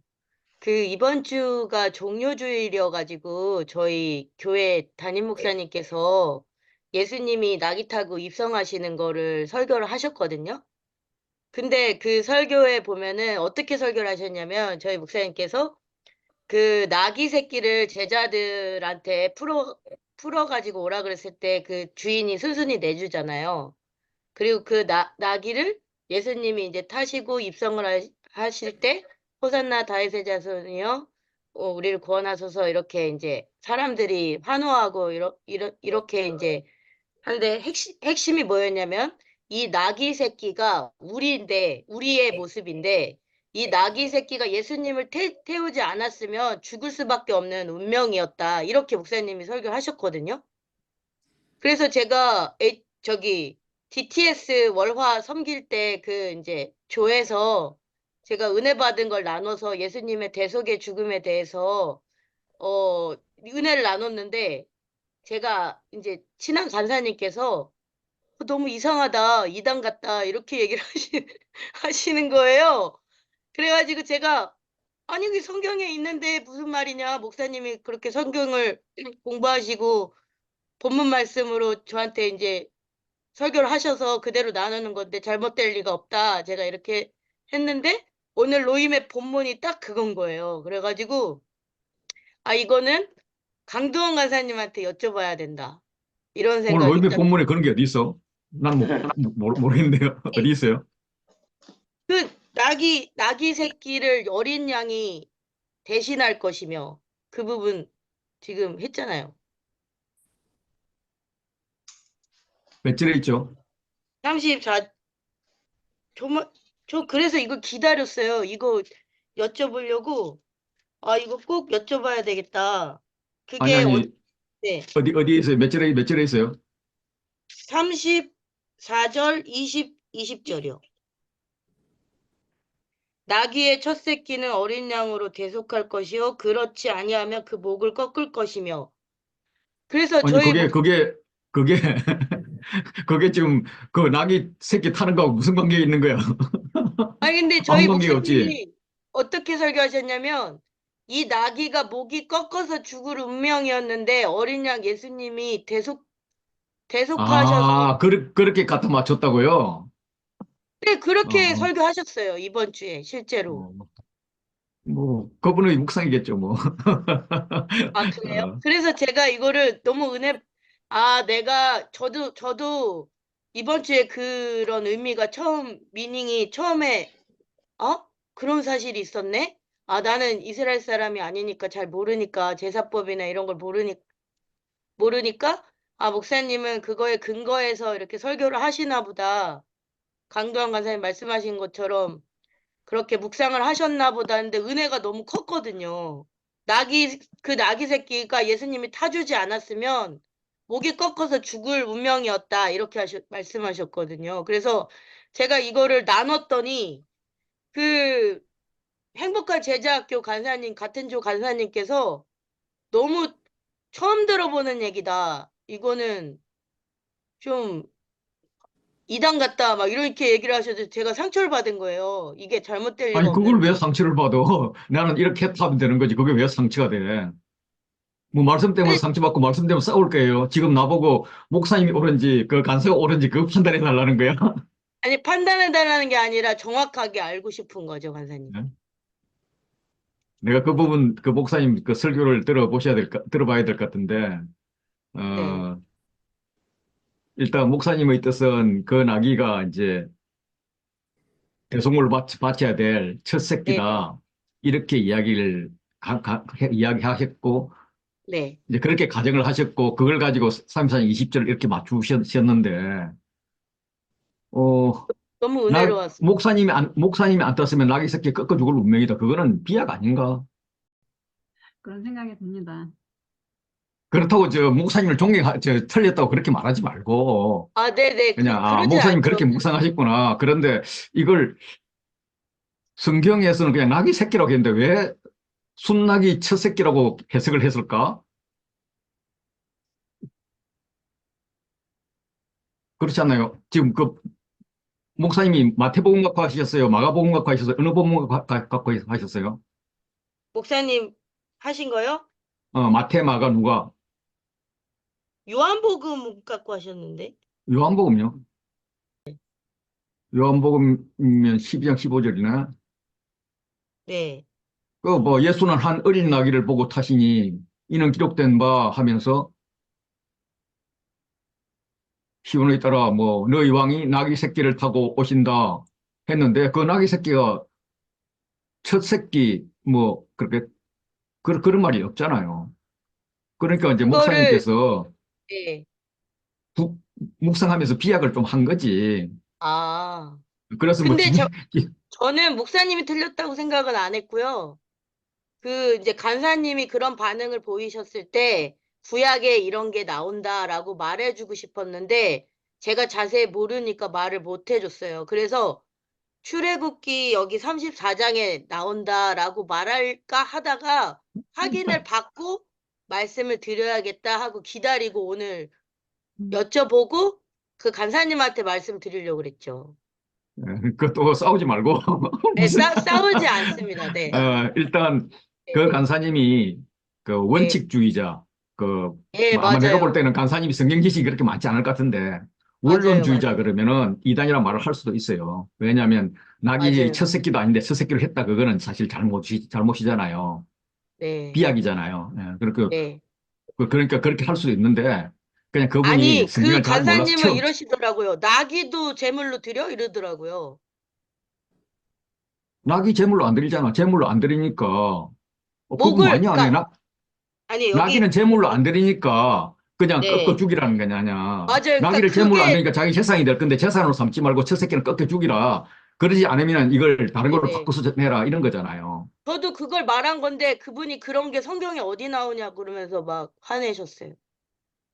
그냥 여기서는 하는 그 대속에 관한 거고 대속인데 네, 짐승하고 나귀를 분명히 구별했다는 걸 기억하시면은 거기다가 저기 예수님 사신 나귀다가 그 여기 대속의 나귀를 그 뭡니까 적용한 거는 좀 너무 많은 비약인 것 같아요.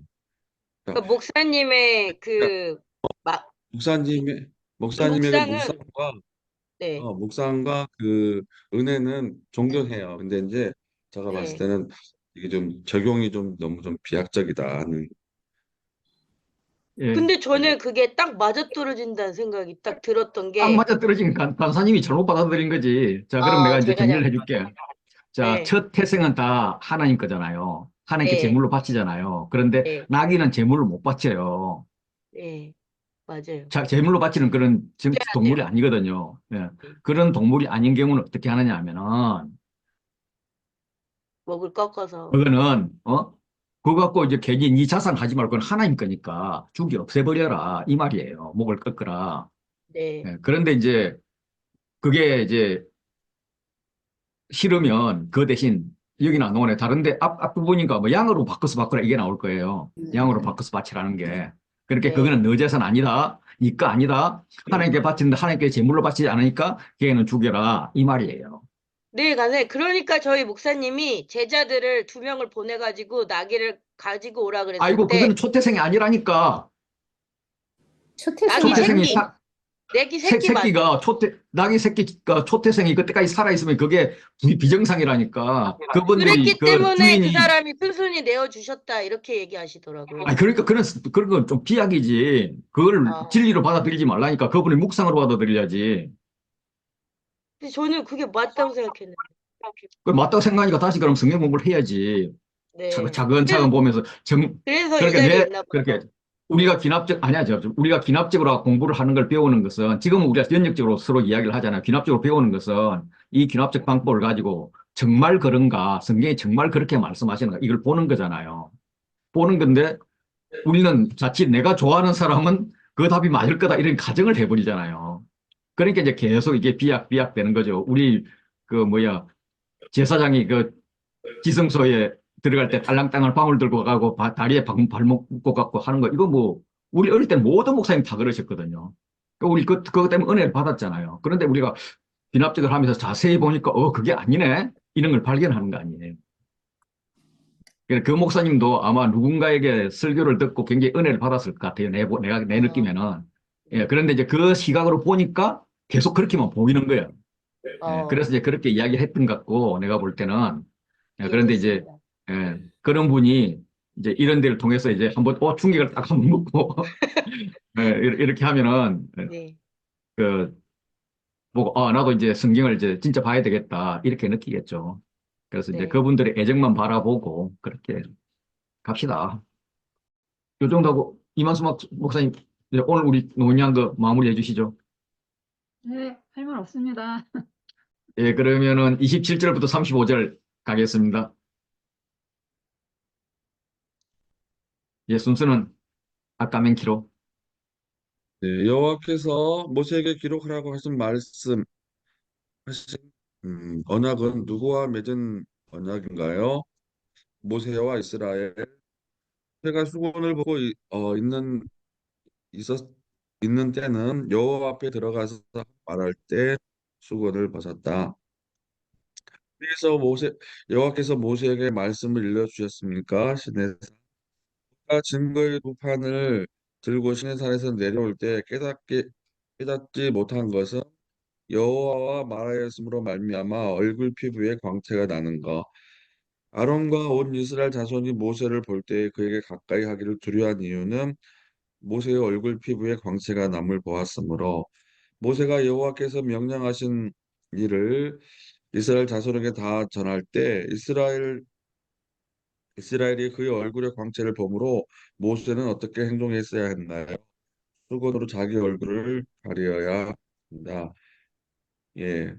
그다음 여기 있는 의미 좀 나누면은 그 모세가 하나님의 말씀을 받을 때 40일을 주야로 이렇게 금식하면서 말씀을 받는 것을 보면서 정말 하나님 말씀을 이렇게 묵상하고 전할 때 이렇게 하나님 앞에서 두렵고 떨림으로 또 모든 물건을 드림으로 전해야 되는구나 하는 생각을 했고요. 또 하나님과 이렇게 긴밀한 경건의 삶, 만남의 삶을 사면은 이렇게 만남의 증험이 있구나. 그 중에서 하나는 모세는 같이 났던 건데 나도 하나님과 이렇게 긴밀히 만남으로 이렇게 증험의 삶이 뭘까 하는 생각을 해봤고요. 그다음에 그 모세가 그 얼굴을 자꾸 가렸던 것을 볼 때 하나님의 사람은 하나님이 세우신 지도자는 겸손해야 하는구나 하는 것을 배웠습니다. 예, 들어주셔서 감사합니다.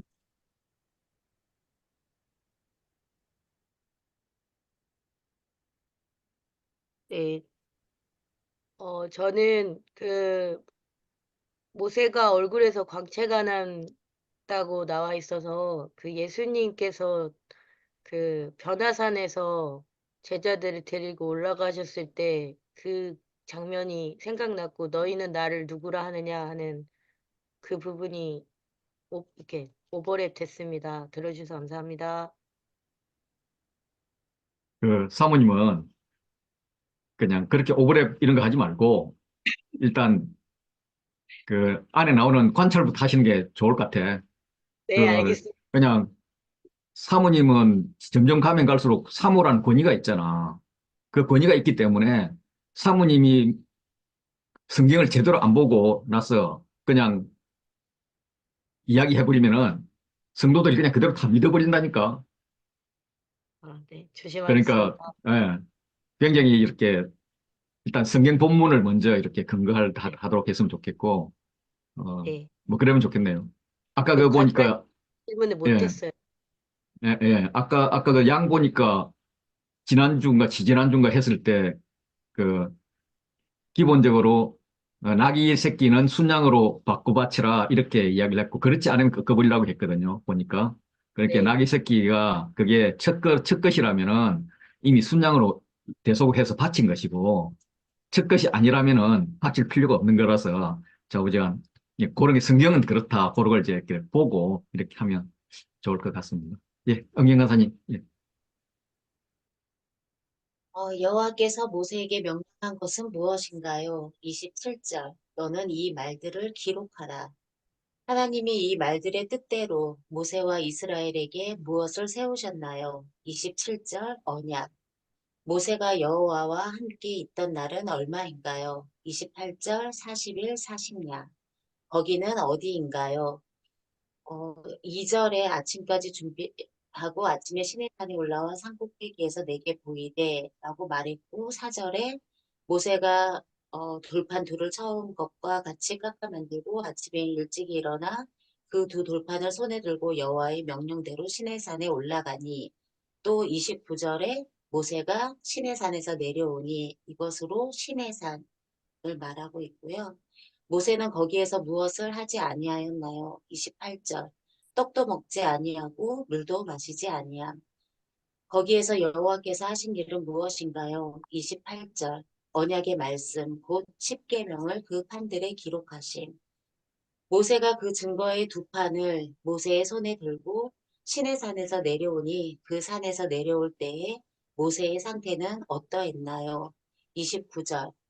자기가 여호와와 말하였으므로 말미암아 얼굴 피부에 광채가 나나 깨닫지 못하였더라. 아론과 온 이스라엘 자손이 모세를 볼 때의 한 반응은 30절. 모세의 얼굴 피부에 광채가 남을 보고 그에게 가까이 하기를 두려워함. 모세가 그들을 부르니 누가 모세에게로 왔나요? 31절. 아론과 회중의 모든 어른. 모세가 아론과 회중의 모든 어른과 말을 하니 그 후에야 누가 오는가? 32절 온 이스라엘 자손. 모세가 다 모인 그들에게 무엇을 하는가요? 32절 여호와께서 시내산에서 자기에게 이르신 말씀을 다 그들에게 명령함. 모세가 그들에게 말하기를 마치고 한 행동은 무엇인가요? 33절 수건으로 자기 얼굴을 가림. 모세는 수건을 언제 벗었나요? 34절. 모세가 여호와 앞에 들어가서 함께 말할 때 나오기까지. 모세가 여호와와 말하고 나오기까지 수건을 벗었다가 나와서는 다시 수건으로 얼굴을 가린 까닭은 무엇 때문인가요? 35절. 이스라엘 자손이 모세의 얼굴에 광채를 보므로. 이상입니다.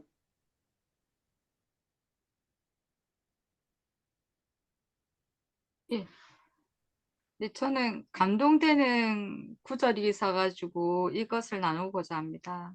28절에 모세가 여호와와 함께 40일 40야를 거기 있으면서 떡도 먹지 아니하였고 물도 마시지 아니하였으며 여호와께서는 언약의 말씀 곧 십계명을 그 판에 기록하셨더라. 모세가 시내산에서 내려오다. 이 말씀이 굉장히 은혜가 됐습니다. 그래서 진짜 이게 하나님과 대면해서 이렇게 사실 주야를 이렇게 지낼 수 있었던 그 모세를 생각하면서 이렇게 가슴이 벅차오르는 그런 감동이 있었고요. 하나님 말씀이 시편에 보면은 곧 많은 순금보다 더 사모할 것이며 꿀과 송이 꿀보다 더 달도다.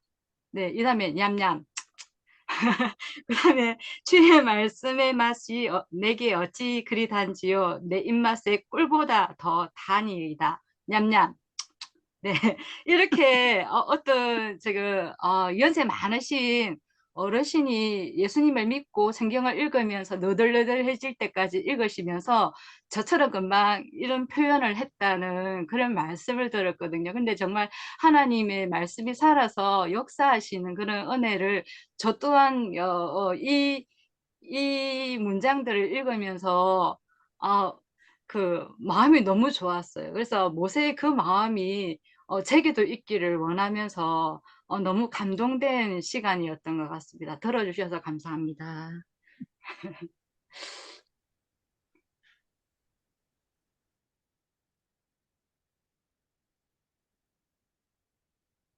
정선생 차례인데.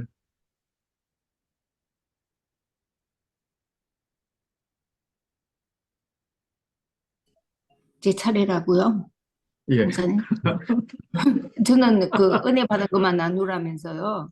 그럼요.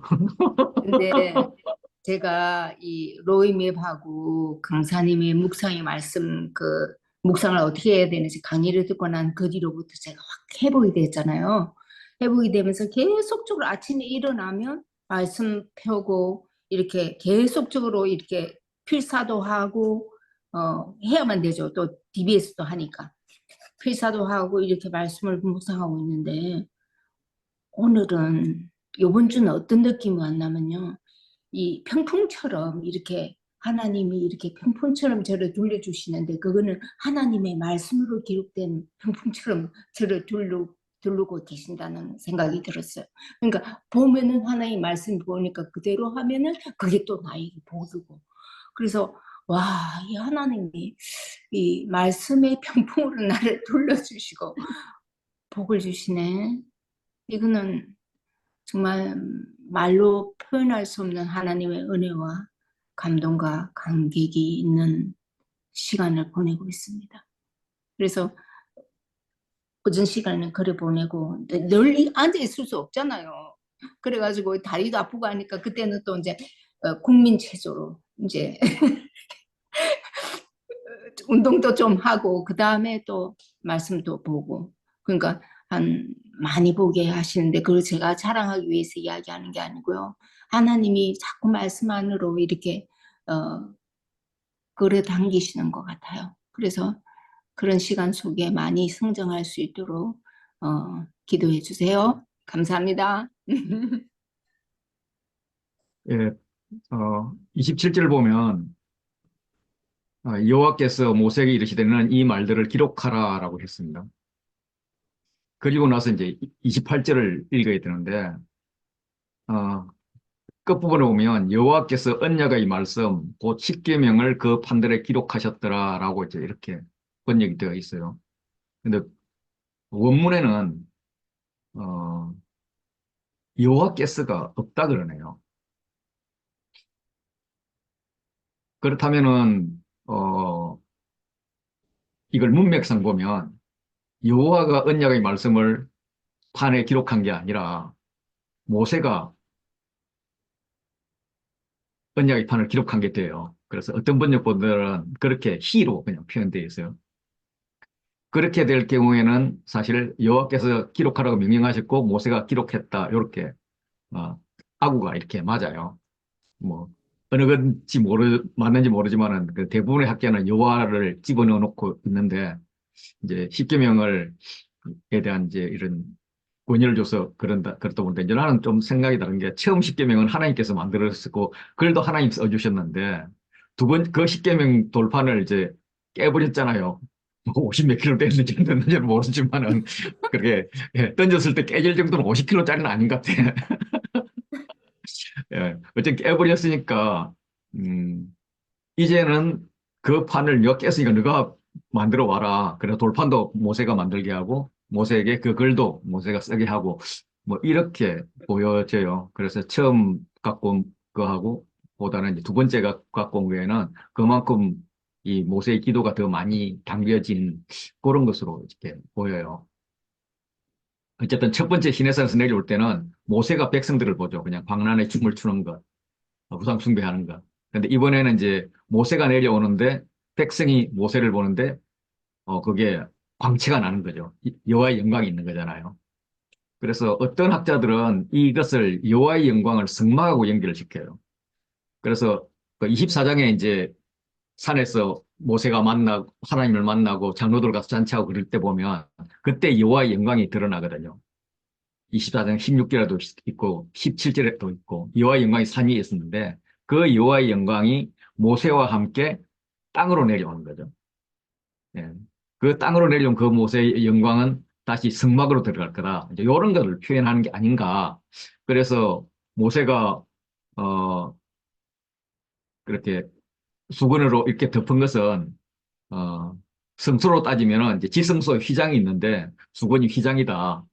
예, 하나님 직접 보면은 막 말하지 못하게 이렇게 두려움이 있기 때문에 모세의 얼굴로 보고도 두려워하니까 두려워하지 말고 이렇게 각 덮었지만은 성도들의 입장에서는 수건이 있지만 수건 안쪽은 여호와의 강체가 있어 이렇게 알지 않았을까 뭐 이렇게 해석하는 분들이 있더라고요. 그러니까 그것도 이제 좀 뭐 근거가 없는 해석이니까 해석에 대해서 일리는 있다 생각하지만 좀 자의적인 해석이 들어갈 것 같아서 이제 그런 부분에 대해서 반대하는 쪽에서는 해석을 못하죠.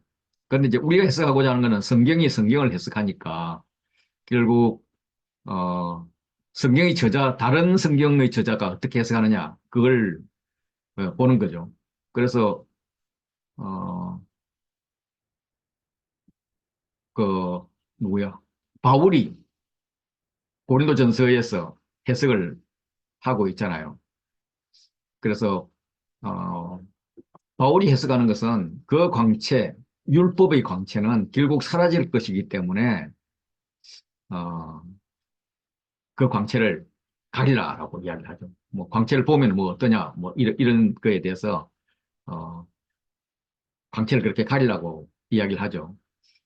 모세가 하나님 앞에 나가는 것은 광채가 있고 없음이 아니라 하나님이 부르심에 민감하고 하나님의 마음을 사모하기 때문이고 실제로 모세의 얼굴에 비춰진 그 광채는 곧 사라질 것이기 때문에 그 광채가 우상이나 자랑거리가 되어서는 안 된다. 그래서 덮어라. 문제는 얼굴에 빛이 나는 것보다 더 중요한 것은 그 하나님의 말씀이 마음에 심겨졌느냐. 할례로 치면은 마음의 할례를 했느냐. 요런 것이죠. 이제 그런 관점을 놓고 딱 이제 모세가 이야기하기는 그것은 이제 새 언약에 근거한 것인데 그 새 언약과 그렇게 그거는 이제 첫 언약, 구 언약인데 바울은 사도가 된 것은 새 언약의 사도가 되었다는 거죠. 그러면 새 언약이 모세의 그 구언약보다 얼마나 더 위대하냐. 다시 말해서 이제 모세의 그가 받은 언약도 굉장히 대단한 위대한 것인데 그 위대한 것보다 더 위대하다. 이걸 이야기하면서 이제 새 언약이 얼마나 중요한지를 강조하는 기법이 이제 그 바울의 기법 중에 하나가 있어요.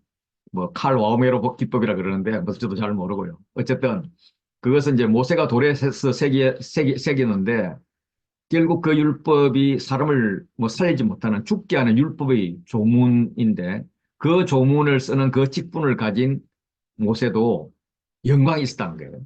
그래서 실제로 모세의 얼굴에 영광이 났고 사람들은 그 얼굴을 주목해서 볼 수가 없었다는 거죠. 그렇다면 바울의 마음에 쓰인 그 언약의 조문과 직분 그게 비록 뭐 이렇게 모세같이 광채는 안 나지만 그게 얼마나 더 영광스럽겠느냐. 더욱 영광스러울 것이다. 모세의 율법은 정죄의 직분이지만 그 정죄의 직분임에도 불구하고 이를 어기는 자들에게는 엄중한 저주를 선언하고 있는데 영광이 넘쳤다. 그렇다면 의의 직분인 바울의 새 언약 사역은 얼마나 영광이 넘치겠느냐 하면서 이제 두 개를 대조를 시켜요. 그래서 없어질 모세의 율법도 그렇게 영광이 있었는데 그러면 예수님이 주신 그 새 언약의 율법은 얼마나 더 큰 영광 가운데 있겠냐. 그래서 모세의 율법은 광채가 나지만 곧 사라질 광채이지만 이 유대인들은 그것을 모세의 그 수건을 막 덮고 있다고 보니까 나중에는 수건을 덮는 것이 습관화되고 그 수건 앞에는 하나님의 광채가 있어 이걸 생각하는 것도 잊어버려가지고 아예 나중에는 수건을 치울 능력도 없어져 버리는데 그래서 예수님이 오신 것이다. 그래서 그 수건은 예수 그리스도 안에서 벗겨질 수 있다. 그리스도 안에서 수건은 뭐 벗겨지는 것보다는 아직 완전히 없어질 것이다. 그러니까 예수 그리스도 안에 거하면 언제든지 주께로 나아갈 수 있다. 뭐 이렇게 이제 이야기하는 것이 해석하는 것이 바울의 해석이죠. 왜냐하면 주는 영이시고 주의 영이 계신 곳에 자유가 있다. 그래서 새 언약의 직분은 이렇게 추천석을 쓸 필요도 없고 이렇게 폼 잡을 필요도 없고 뭐 이런 것이다. 이제 이렇게 해석하는 것 정도로 해석하면 되지 않을까 하는 게 제 생각입니다. 자, 그래서 오늘 강의 마무리를 이만수 목사님께서 해주시겠습니다.